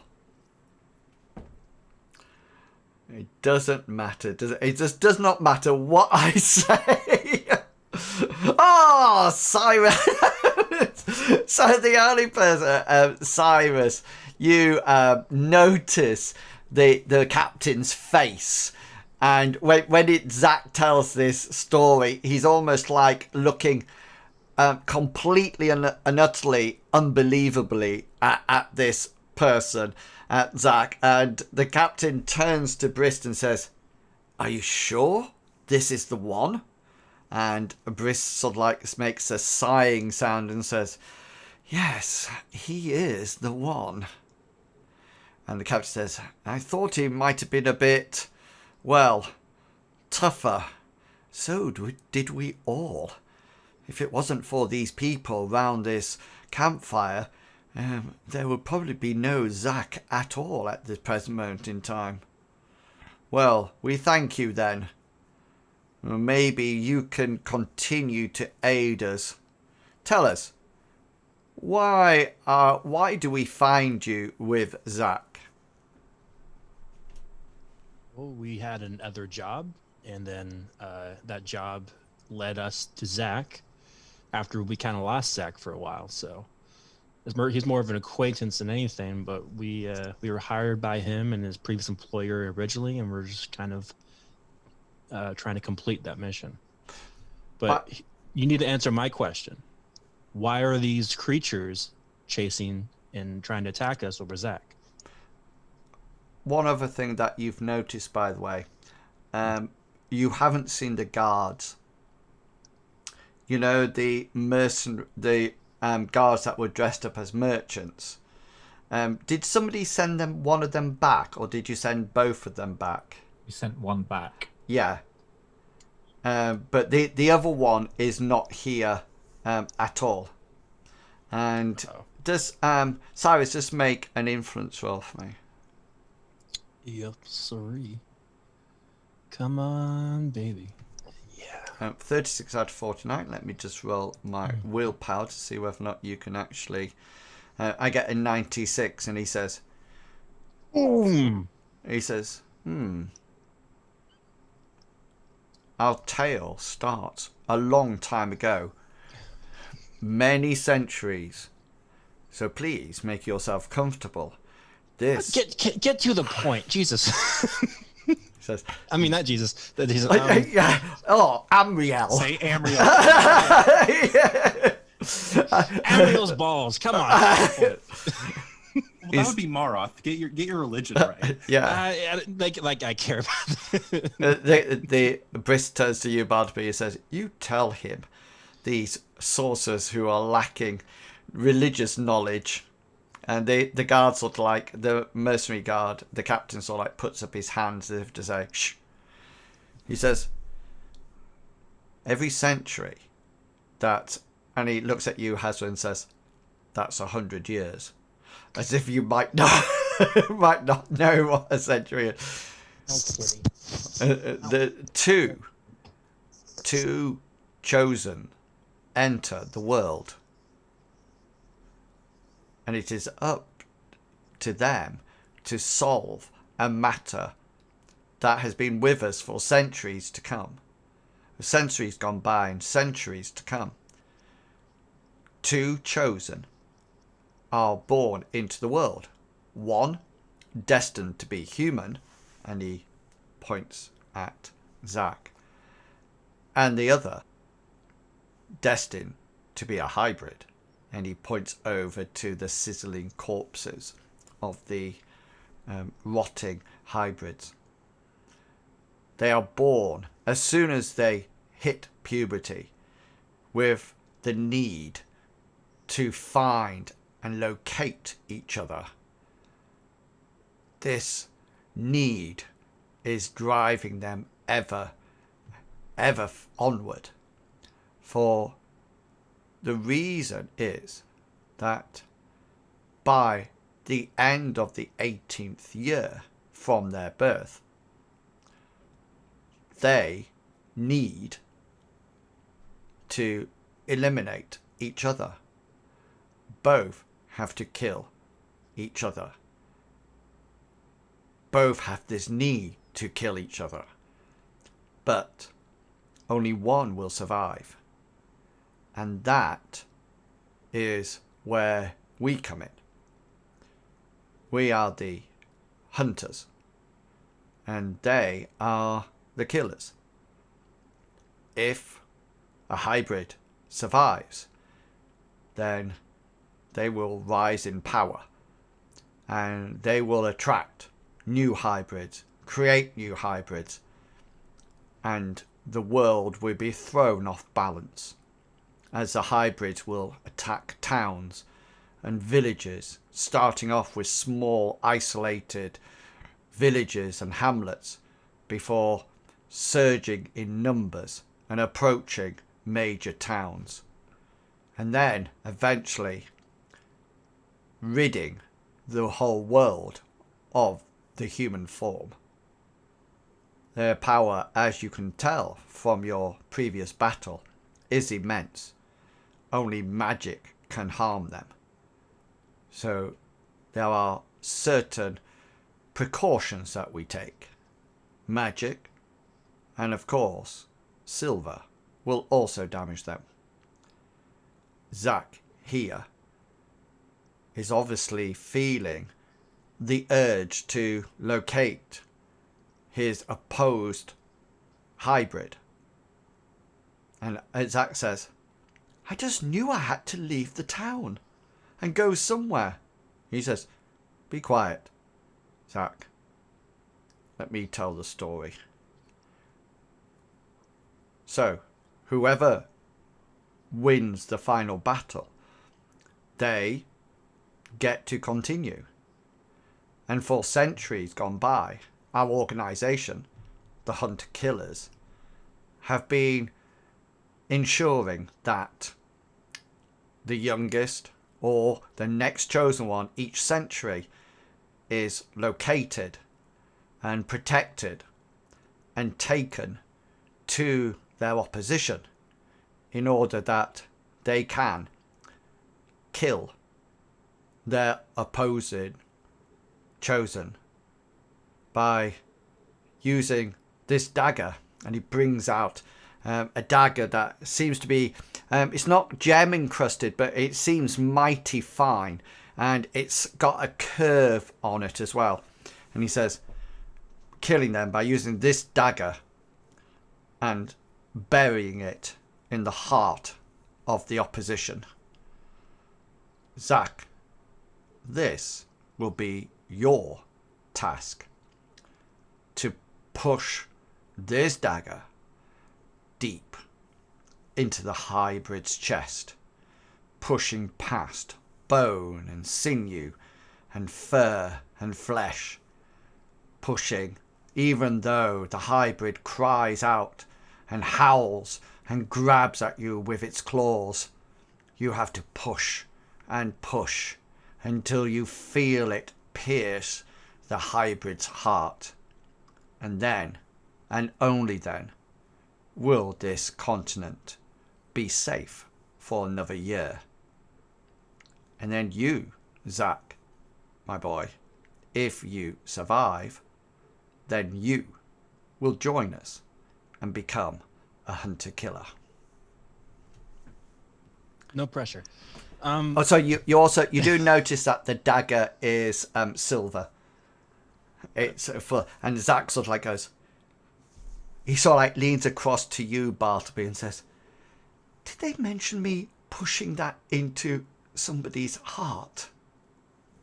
Well, if I'm following what they said, you're the chosen one, right there. And yes, you'll need to be just like Hengist or Hazra and slay the mighty beast.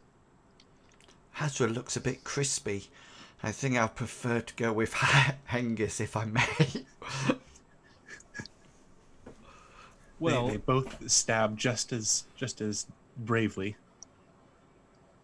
Yes. I'm not too sure I can kill somebody, Bartleby. Well, and Bartleby raises his voice to like bring in the rest of everybody. I'm sure you'll be able to provide training for his fight against the opposition leader, yes? it's doubtful we have the time. This has to be completed in precisely 5 days. Training montage. 5 days. Then. Now, Captain, I want to ask, you had to wait till now to find him and possibly train him for something that's supposed to happen in 5 days. Where have you been the last, 18 years? The continent is a big place. We have to first of all locate the chosen one. Then we have to encourage them to see us as friends. We were completely set up in Lindo. We were waiting for Zach to arrive, but we didn't see him. And then, for some unknown reason, he disappeared. We were concerned that he had left the city of Lindo, so we geared up and started on our way to see whether or not he was going back to his town and village. However, it was not the case. And once we got there, or a fair way, we suddenly realized that the hybrids were not moving towards the village.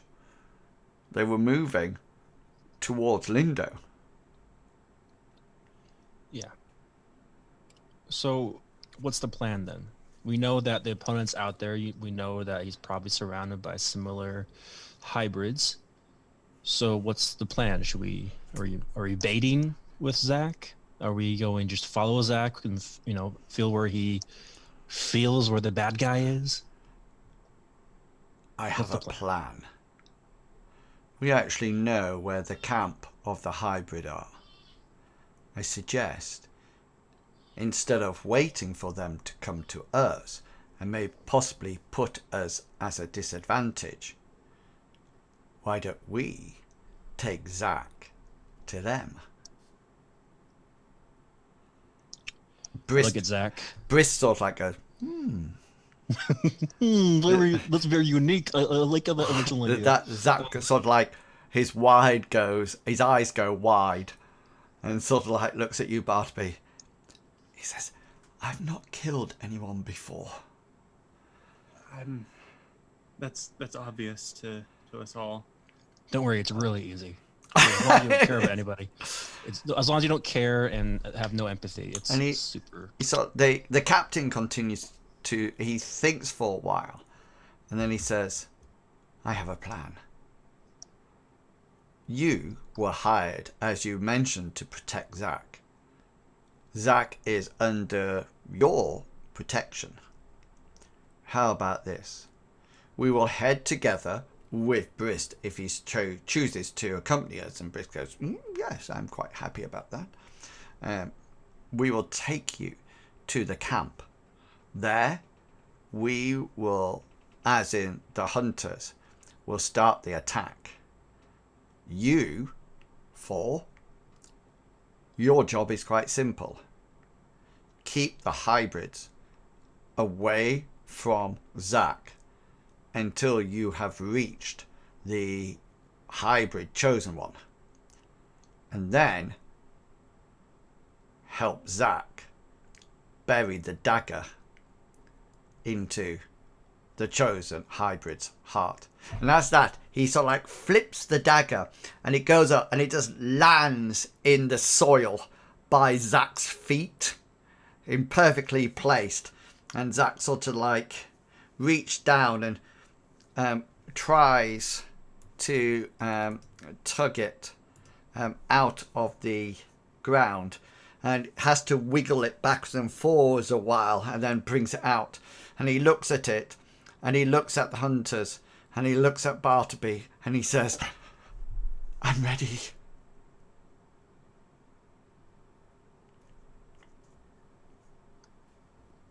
I actually like that plan. It makes sense, and it makes it more likely that I'm going to be the hero of the story. We have But heard is it just going to be you 6? Do you have any more allies in this battle? We generally find we don't need more than us. And Brist, of course, who, although may not look it, is also a hunter-killer. And Brist goes, nods his approval. Will you, and he sort of like waits for your name, and don't say Peter or Jack. Or Jim. Or Jim. Cyrus. The question is, Cyrus, are you all up to the job of protecting Zach against leaping hybrids coming out of trees, diving on to him? Do you? And he sort of like his eyes scan round the all of the party's eyes. Are you able to protect him securely? Honestly, we're probably the only ones in the entire continent that are more as experienced to be able to pull this off. So I don't think that'd be a worry. And he sort of like, he says, "Forgive me. I should not put words into your mouths. You need to decide whether or not you want to accompany Jack on this perilous, probably deadly task. I understand if, you want to take the money for bringing Zach to us and go on your way. We would understand that. Could you give us a minute to discuss We will amongst do. each other? We will do better. We will give you an hour. Since after the hour, we will be leaving with or without you. So you can all sort of like pop over here. Do you want Zach with you or not? Yeah, we do. Okay, I'm just... Hengist has got caught underneath Brutus.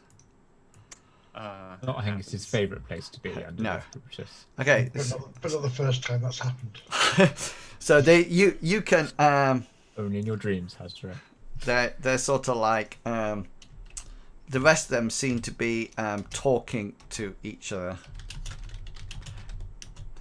This will turn to Zach and say, if you want me, my blade is yours and I'll see it done.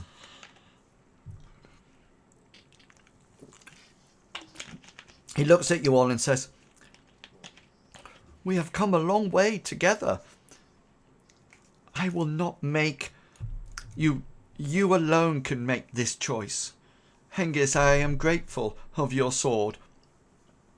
But I understand that some of you may not be up for such a dangerous and treacherous scenario.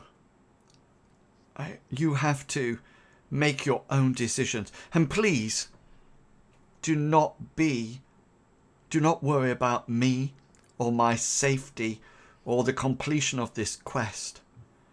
You must make your choice. Each and every one of you. Stop moving, Brutus. Sorry, I was trying to click on Hengist, but the square went over the top. I know. Hengist is going to go and stand next to... after Zach says, I'm grateful for your blade, Hengist is going to go and stand next to Zach. Darth just said, please, Hasra, can you say, and my axe? For Lord of the Rings. You have my axe. And Zach sort of like looks at you, he says, I think you need to make the decision without me. I do not want to influence your choice. I know that many of you are powerful, but this is an awful burden to put onto you. It might be that we all, and he swallows, die. But I have no other choice. But you do. You can leave this place and go back to Lindo and leave long and happy lives. When he says that, Hazra will step up to Zach, and again he'll plant his spear. Can you move Hazra without? Can you move Hazra without moving the cart? Without touching my Brutus. Yeah. There we go. Look, I'm not into Brutus. So there we go. He'll put his hand. He's got his spear. He'll plant it down before Zach, and he'll look Zach in the eye, and he said, "Zach, my friend, we have sworn to protect you. We have taken this duty on to protect you. We will see this through to the end. This is who we are. This is all we always have been." And Zach looks at Hengist and you, Hazra, and says, I am so pleased that you are with me, for you have the prowess of fighters. You will be much better than me. Maybe you could even assist me with the plunging of the dagger. And he turns to Bartleby and Cyrus. But I know you are both wielders of magic. You are not as... You don't have the prowess of these fighters. So please, if you feel that... Excuse me? If you feel that you wish to return to Lindo, then I completely understand. Zach was referring to me, Cyrus, just first off. And by Amriel's grace, I will keep you safe. I will see you through this. I'll give you the confidence through my goddess to be able to drive that dagger into the heart of the monster. I am so pleased. I'm so pleased that your religion, your faith, the power of your unknown goddess to me will be with us. Let's hope that she can help. So here's the question, and it's a question I know we're all thinking. We've been The playing. order's been around for a few hundred years. They have to have lots of gold, right? Like, I'm not the only one thinking this, right? They definitely have some riches. You see the stuff they're wearing. They have like silver emblems on the clothing. Come on. I I wasn't thinking that. You So You weren't thinking. You guys weren't thinking that. Oh, okay. It might have been. Azra is purely doing this because it's the right thing to do. It's the honor. He's taken this mission, Mhm. and he'll see it through either way. We really need to get somebody to start writing our adventures down. We need a manager. Cyrus, We need you a have to scribe. think of the bigger plan here. We protect Zach, of course, and our goal originally was to help Zach establish the trade routes between Lindo and Airwood. The riches that will come from him surviving and establishing this trade route will undoubtedly help you. Perhaps some of those bars will get enough traffic to get better drink. And more importantly, sir, is the fact that your name shall be known throughout this land as the man who See helped. that is It's know. already that's the known answer for. I was waiting for. It's already known for, but for completely different reasons. it's just artistic sketches. Yeah. Cyrus, with different names. I'm saying your bard, mate. Your bard. But Your one's bard. called Jim the Fish. Talking about Bard, One's called maybe Bob. perhaps you could use Hengist's Bard to proclaim your glory across the So across Lindo. I have to say this. There's a chat going in the chat on the stream. Big Beastie comes in, and the first thing he says is, "Oh my God, Chuggerwugger's got hair." 'Cause-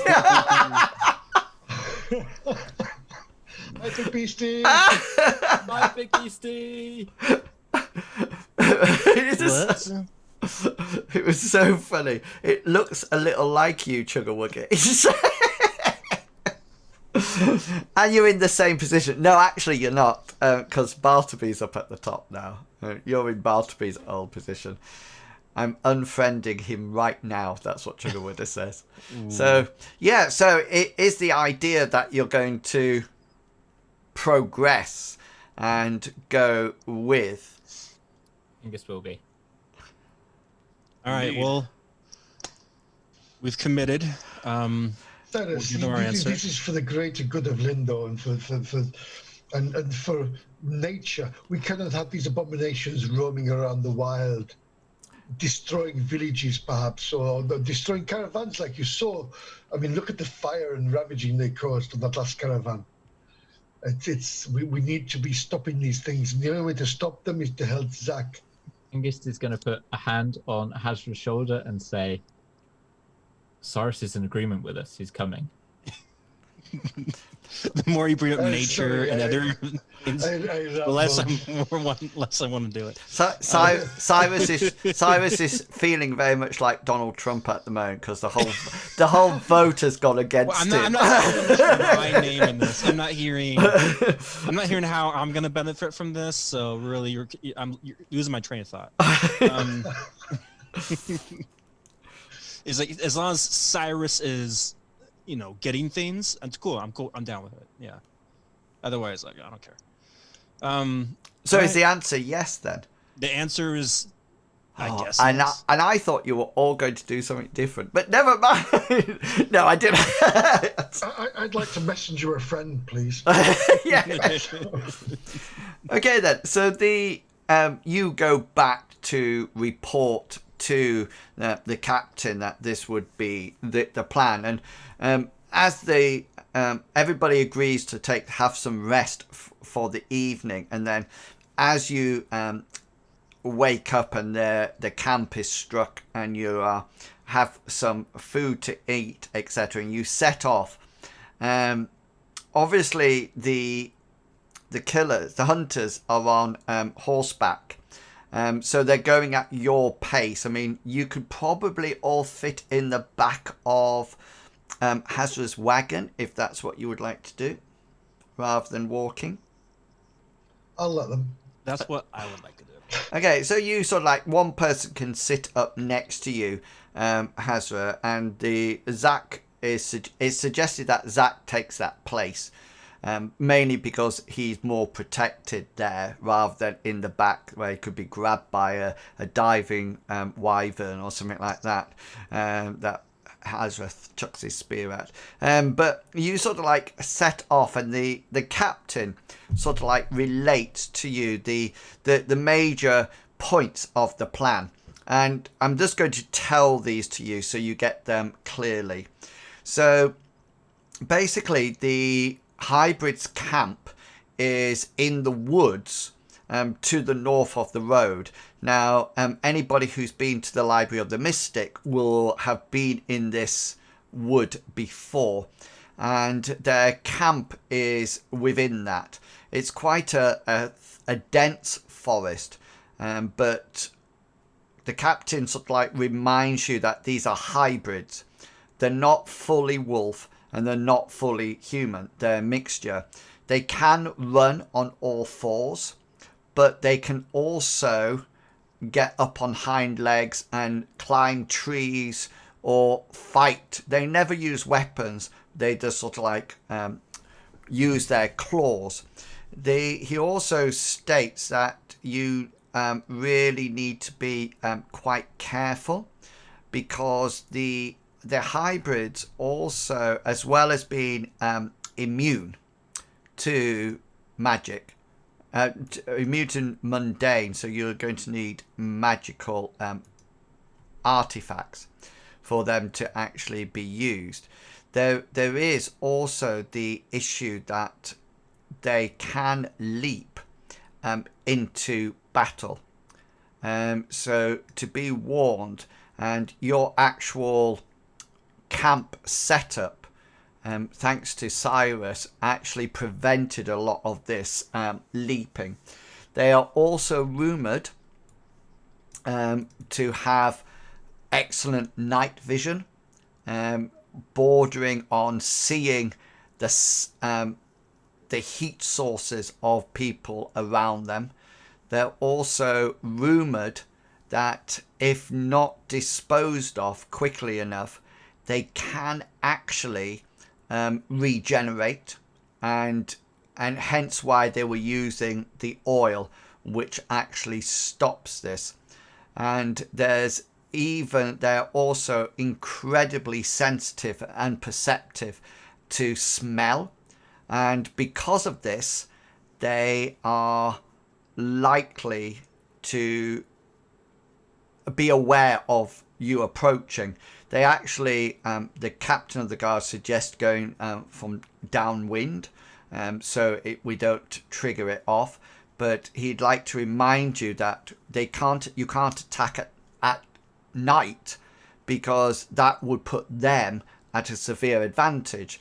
They can see, you can't see, but you would also have to have some kind of torchlight, which means that you are just sitting ducks. The other thing that he tells you is that there are different levels of hybrids. The ones that attacked you last night that you disposed of are probably the grunts of the hybrids. Some others are a lot bigger and a lot fiercer and have a whole load more hit points as well. So do be aware of that. You will need magical weapons as well, but the plan is as follows. The guards will almost like go before you and cause a distraction, that they're hoping that the majority of the hybrids will attack, thinking that the guards have the chosen one. You, all four of you, will then be responsible to get Zach to the center of the camp that they can point out to you, and kill the chosen one. And they make it very clear to you that the chosen one will probably be the same size of what you've just seen, one of the grunts, because it's just coming up to puberty and it's age 18. And they really reinstate the fact that Zach must be the person who drives the dagger into the chosen one's heart. It has to be Zach. And then he reminds you all that Zach is the one to be protected. He must get there, and he must stick the dagger in the chosen one. If he doesn't, then the opposite will happen, and that would really not be a good idea. So no matter what, the actual fate of Odess, the whole continent, is actually resting on your shoulders to make sure that Zach not only gets to the chosen one safely, but that he actually kills him. And that's a whole load of pressure. And the captain automatically says, you know, if now that you know that, if you feel that this is beyond you and your powers, then he would not worry. He would not think bad of you if you actually decide to leave. Can I just say that the werewolves have -2 experience rolls when they get experience rolls? They always get -2. Isn't that amazing? Their charisma is actually 0. Just out of interest. You don't learn very well. No, they don't. No. Terrible politicians. Yeah.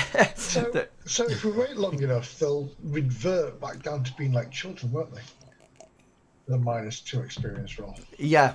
They'll just get skill like points. a Benjamin Button. every time they go out, they'll just get -2 and they'll forget how to use their sword or something. We'll come back in a week, you'll be fine. Yeah, and they'll be saying, "It's like, who are you?" Yarp. So if I do want to ask the captain if they happen to have extra silver weapons. the silver weapons that they have are their silver weapons. They're actually made for individual hunters, and there's a very strong bond between the hunter and their weapon. It's not something, and Hengist also acknowledges that, you know, silver is a completely different weight of metal from, you know, any of the iron, etc. The other thing is, it would have to be one of their swords or crossbows, but they can probably leave you with a crossbow bolt or two if you want those, but unless you're proficient in the sword and the crossbow bolt, then you wouldn't be able to wield them in any case. But he does say about magic, and he sort of like, when he says that, he looks at you, Bartleby, and you, Cyrus, and sort of like says, you know, magic needs to be involved here, and says, I know that Brist brings his own. Yeah. Okay. So what I'm going to do now, does anybody else have any questions? No? Okay. I'm going to move you on to the map. Can you see that at the moment, or is it still dark for you? Can you see that? It's still Black dark for so me. far. Say again, sorry? It's still dark on my end. Oh, here we go. I can see the forest. Cool. I think Grandma's hole. I knew you were going to say that. I It's knew. also where the Banshee attacked us. It was, yes. Yeah. So what's going to happen is this. Obviously, I don't have a map big enough to have you on to get to it. So basically what's going to happen is that the actual camp, well, the actual chosen one, can you see this tree here? I need to zoom out. Yep. Yeah. So this will be where the chosen one will be. Okay. Now you're actually not going to start on this map. You're going to start on the map before this. So you've got like one of these to get through, and then another one to get through to get the chosen one. Does that make sense to people? So you'll be going right there across this map, and then right across the other one, and that's when you will actually get to the... I'm just wondering where my hybrid form one is. It on this one? Now Yeah, we that- know that. Can we actually just circumvent the first map and go around the back of the second Okay, map? so and get around what's- the tree and kill him? So what's actually Can going? we just get right to the boss room? Yeah. So what's going to be It's happening a cheat code. on these two maps? Left, forward, one Yeah. up. The mercenaries are going to be distracting and fighting the hybrids to almost like get the hybrids to think that the attack is coming from either side and getting them out your way so you can go down the middle and go on the quickest way to the hybrid. If you think, oh well, let's come the other way, the mercenaries, the hunters, remind you about the prevailing wind. And so if you came from the back to them from the mountains, the prevailing wind is from the mountains out. So the smell of you approaching would actually trigger. I was about to say that obviously the wind's coming from north to south. Yeah. So it wouldn't be. This is the only way in, and then they're going to protect you on either side. So the attack is actually coming in 3 places. But what they haven't put you on an edge, because if you're on edge, you'll have to go along then and try and transverse across, which is actually more distance. They're encouraging you and trusting you to go straight down the middle. So they're on our flank. Yeah, They're shooting outwards on our flank while we're supposed to go right through. Yeah, We're supposed to blitz through. Yeah, so they're on both flanks. So what I'm going to do is that I'm going to put you on the map. You'll see this one on your map still, but remember you've got to go through 2, so they're not there. So I'm going to stick you onto the map now. Let me just... I think you want this one. And the first thing I would like you to do is almost like organize your... Brutus is not coming. Organize your... I don't want to say marching order, but you know what I mean. I want you to organize how you're actually going to be moving through... can you all see yourselves now? Yeah. Can you all move yourselves? Brilliant. Yeah. Okay, so it's almost like you've got Zach there with you. I think does Mr. Pickles have control over him? Only over myself. Okay, let's have a look. Sometimes not even that. Okay, so Mr. Before we start, I do want to ask Hangus if he's comfortable holding a blade that would be set ablaze. Yeah, that would be a trigger that, because you're not going at dark, you're going at sort of like early dusky thing, so it will alert everybody. Mr. Pickles, can you move Zach now? Yes. Yeah, okay. Has Hazra gone? Has Hazra's thinking, I'm going home? Hazard's hidden. He's just sneaking you can't behind see us, me. going from I'm, bush to I'm bush. sticking behind you back to Lindo. Yeah. I didn't know whether or not it was that, or you'd moved so far that you can't actually bring your token back onto them. I was going to go to the front, but Angus has done that, so I'm going to go to the back. Yeah. So Angus will say to Cyrus and say, so long as it doesn't damage the blade, then yes, by all means you can set it alight. Hengist and Cyrus, roll your strategy rolls. Jesus. Hengist is going to use point of luck To and roll reverse it. that one, Oh yeah, so he gets nice. a 38. Yeah, so both of you recognise that the probably the best way of escorting Zach through will be almost like in a diamond formation. So I was thinking a diamond or an arrowhead. yeah. You both Cyrus and Hengist, you relate that we mustn't be lulled into the belief that the attack's always going to come from the front. It could come from the side, it could even come from the back. The other thing is, it's really important that we make sure that you make sure that Zach is protected at all time, and you might want to consider what your plan would be if, I mean, who's going to be the person who actually be the last person standing? Or say, for example, a whole horde of hybrids come.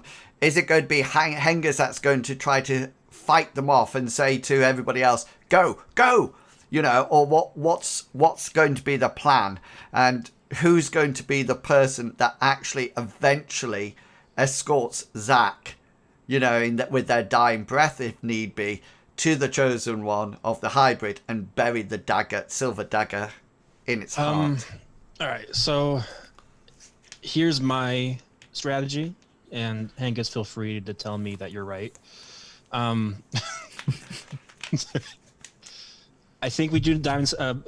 It's going to be you're up front, Hazra in the back, us two on the side. The reason why we're on the side is that way, if we get surrounded, would be able to touch your blades or your weapons, so that way we can make them magical. So we don't have to move around before we all separate and do our attacks. So things comes down. Yeah, go ahead. Yeah, things like Blade Sharp. If you're casting Blade Sharp on a weapon, it will be on for the whole of this scenario. Situation. Yeah. So this scenario okay. is when you set off, and until you kill it, that's the scene.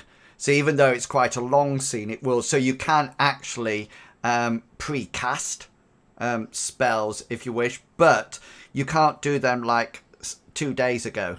You would have to cast them just as you're setting off. And then This is where I would like to cast them then. And then Hengist will also turn to Bartleby and say, would you be able to ask Amriel for her protection of Zach? Oh, I have many prayers I want to pray. Okay then. So let's start by talking about. So we've got an order. Hengist. So Bartleby, what spells are you going to cast and on whom? I'd like to Blade Sharp both Hazra and Hengist. Okay. Honestly, it wouldn't hurt to Blade Sharp my glaive as well. Oh, do you like Amriel?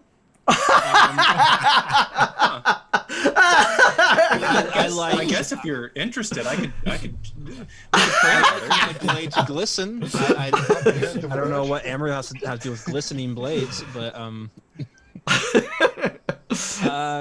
okay then. Best response ever. So Bartleby. So first things first. Just roll. Let me get to the end. Roll your folk magic 3 times.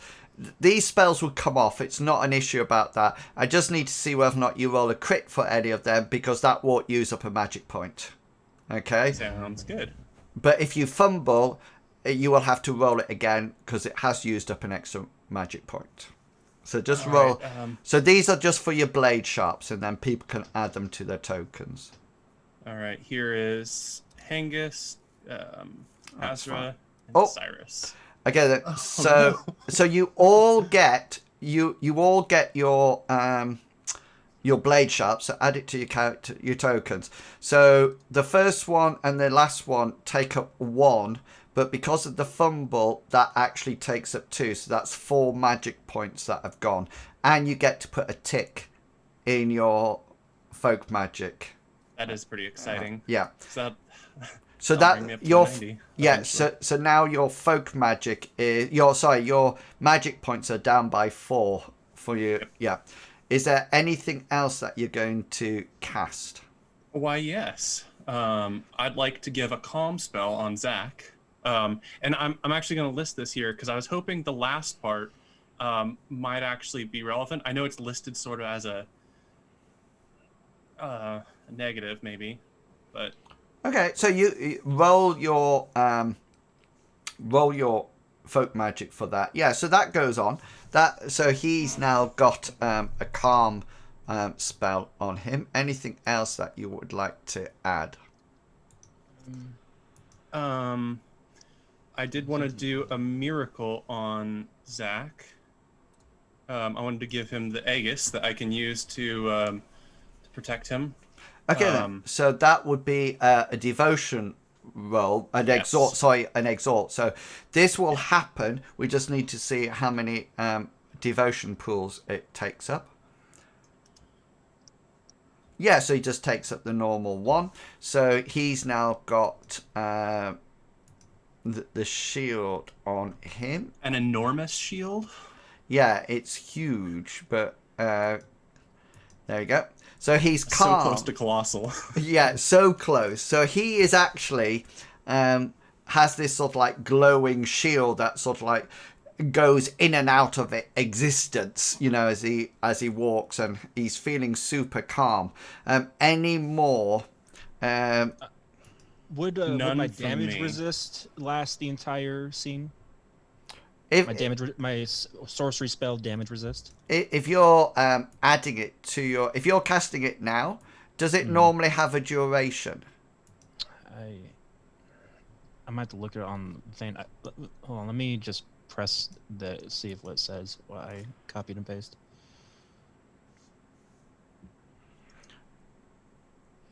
So normally what happens with your sorcery spells is that you can so you use shaping with it. So what's your power? My shaping points would be 7. So Yeah, what's your power? power is 14. 14. So the duration would either be 14 minutes if you don't put any shaping in it, or it'd be 28 minutes if you put it. So folk magic spells work with scenes. Duration, your Aegis spell is only lasts for 10 minutes. Correct. Yeah, so it's whether or not you want to cast it now, because that won't be the scene. It's only folk magic spells that go via the scene. Got it. You know, so, Okay. But I mean, you've got 7 shaping points, so you can do power times 2 for your duration in minutes. You know, so 10 minutes, it depends how fast you go, Bartleby, but you might have to recast it. But That's fair. My intention was with that one to cast as we were going out, especially to give. I assume because it's a light shield, it might give him a little bit more confidence with the common mode. yeah, and I see it sort of like shimmering in and out rather than a ready breath glow. It sort of like shimmers in and out. So So what spell did you want to? Nothing came up on my. I don't understand because this is the first time I'm using it. So it box came up, and I probably want to go over it with you. So I'll click damage resist, and then a box comes up, magnitude shaping. My magnitude will be my max magnitude is 7. Yeah. But then it goes to duration shaping. Yeah. And so it says by power. Yeah. So if you put 1 shaping point into it, the duration is power, double your power in minutes. So all folk magic spells are all about the scene. Okay. Is by the power. Yeah, by the sorcery minutes. spell, mystic spells, animist and theist spells are all by minutes. So if you think about it, you know, power times 2, that would be 28 minutes. That's like half an hour. You know, if you think that a whole combat round is like 5 seconds. So you have, I mean, if you had a 10 round combat, that's gone in the blink of an eye, you know. So definitely 1 point of shaping will do it, and that's not a problem at all. And you can, it's only touch. I mean, you can, if you wish, do it onto more than 1 target. Honestly, it wouldn't hurt. I don't know how many magic points it will eat up, but if I do it on, say, all the fighters. Yeah, well, what happens? This is the power of the sorcery spell, because you cast the spell, it's still just 1 spell point, but you are allowed to use shaping to increase the number of targets. So, say for example, you want to put it onto 2 targets, then that takes up 1 point of shaping. Your duration will take another point of shaping. You know, if you want to increase the magnitude, that would take you some more shaping. But you can almost like purposefully change your spells so they're more. I'm just reading. It's only if several. The casting of sorcery spells depends on how much it is shaped and the level of it. Base cost is 1 magic point plus an additional 1 point per spell component modified. So it's 1, and then if you're going to do it for minutes, that's another 1. If you want to do it on 2 targets, that's another 1. If you want to include the magnitude, that's another 1. Can you see what I mean? So if you cast it, it might be up to 4 magic points that you do to cast it, and then but then it's actually on there until it's either dispelled or removed. Well, I think we're probably less than an hour away, or less than an hour away from any like getting to the boss we're trying to get to. So honestly, I should probably do that. I should literally, if I can, do maybe times 3 power. So we're at what that would be, 43 minutes. Yeah, I mean that probably the important thing, however, all of us. It does not stack with existing protection, either worn or natural, so that only the highest value protecting works. So with a number of armor points equal to the intensity, which would be 7. These do not stack with existing protection, either worn or natural, so that only the highest value protection works. So say, for example, you cast it on Bartleby, he will have then 7 points of armor. Okay, but if you cast it on Hengist, what's your armor points, Hengist? So Hengist has armor values of 5 everywhere. So his would still go up to 7. It wouldn't go up to 12. Yeah, it doesn't add on to it, but if it will go above what it currently is, as long as what currently is exactly. 7. I don't think anyone has 7 armor points anywhere. No, Hengist the only person that does now is Zach. Yeah. So what would happen is that when it's hit, then the damage resistance will come into existence and do that 7 points. Yeah. Yeah. How much? Yeah. How much did you go? Did your shield do? How many points did your shield do?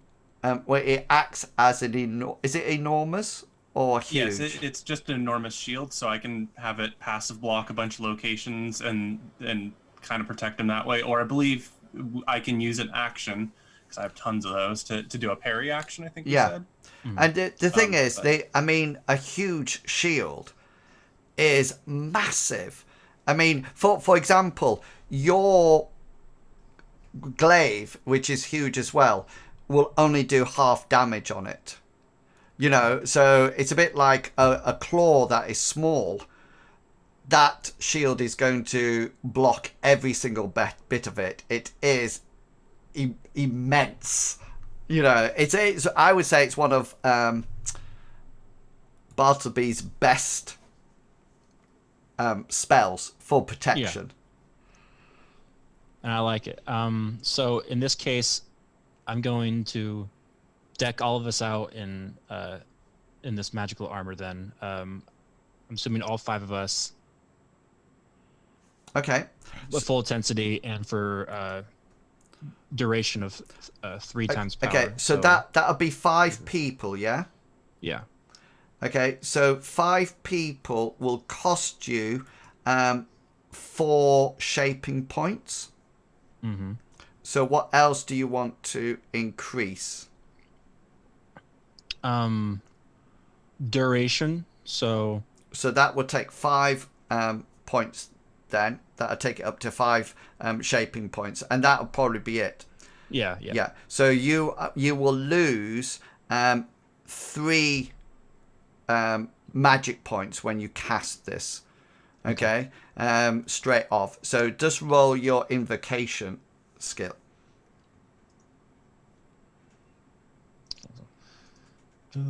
It's just to see whether or not it's a crit or not. Okay.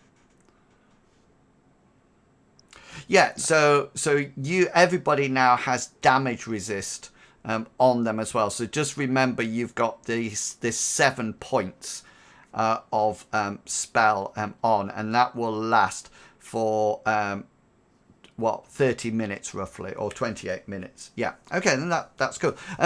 It's only at magnitude 1 at the moment. Did you want to increase the magnitude? So yeah, I'm trying to understand the magnitude. The magnitude goes up to 7. What does that mean if I increase it again? Yeah, so your magnitude is almost like the power of the spell. Mm-hmm. Okay, then. So what it says is that their magnitude depends on how many shaping points. Sorcerers do not need... that's not what I want. I think it's back in magic. So magnitude and intensity. Okay, then. Magnitude is used to see how difficult it is to dispel it. Well, intensity reflects its level of effect. So your intensity 7 allows you to increase the effects more. You know, so because you got 7 intensity, that's like your shaping skill. So you can do it on more people, on more longer range. Your magnitude is how much. So if you leave it as magnitude 1, then as long as my magnitude is higher than that when I cast it, it will overcome it. Okay, so it's I mean, you've only got you used what 4 on the targets, 1 on the duration, so that's 5. So you've only got 2 points left. That would give you a magnitude of 3. Honestly, it might as well. Okay then, but you also need to take off another magic point. Yeah. Okay, so just make a note that is 3. Okay. Oh, I was hoping that we might. No, it's good that you all get prepared, and it's good that you've all got blade sharp on. The only person, just to make sure, that doesn't seem to have anything. Bartleby, are you putting anything on yourself? I just got damage resistance put on me, didn't I? Yeah. I'm not doing anything yet for myself. Okay. But I do plan on. I mean, I have shield if I need to scream for help. Brilliant. Okay then. So it's 10 o'clock, so we're going to leave it there.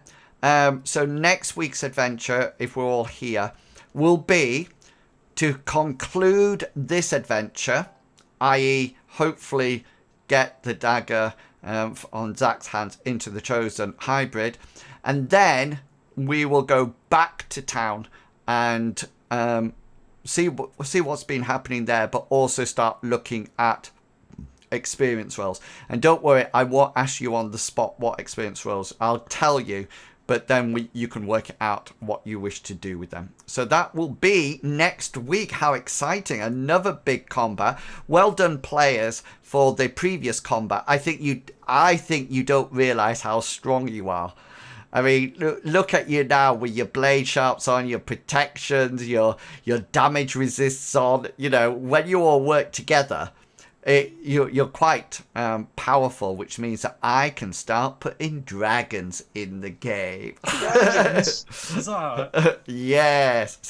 So thank you very much if you've been along and watched us tonight. I hope you've enjoyed the combat and the preparation for the next part. I was hoping that we'll get one line done, one map done, but that doesn't matter. I prefer you to be organized and ready to go for next time. So we will see you all next week when we'll finish off this campaign and see whether or not the party can successfully get Zach to the hybrid chosen one to bury the silver dagger into its heart. it'll be a very good adventure. I'm just wondering who's going to be the first one to charge off or take arrows in them or something like that, like Boromir on the road or something like that. So, okay, until then, stay safe, look after yourself, stay healthy, and we will see you next week. Until then, goodbye. Say goodbye, people. Bye-bye. Thank you. Bye. Bye-bye. Yeah. Bye. Bye-bye.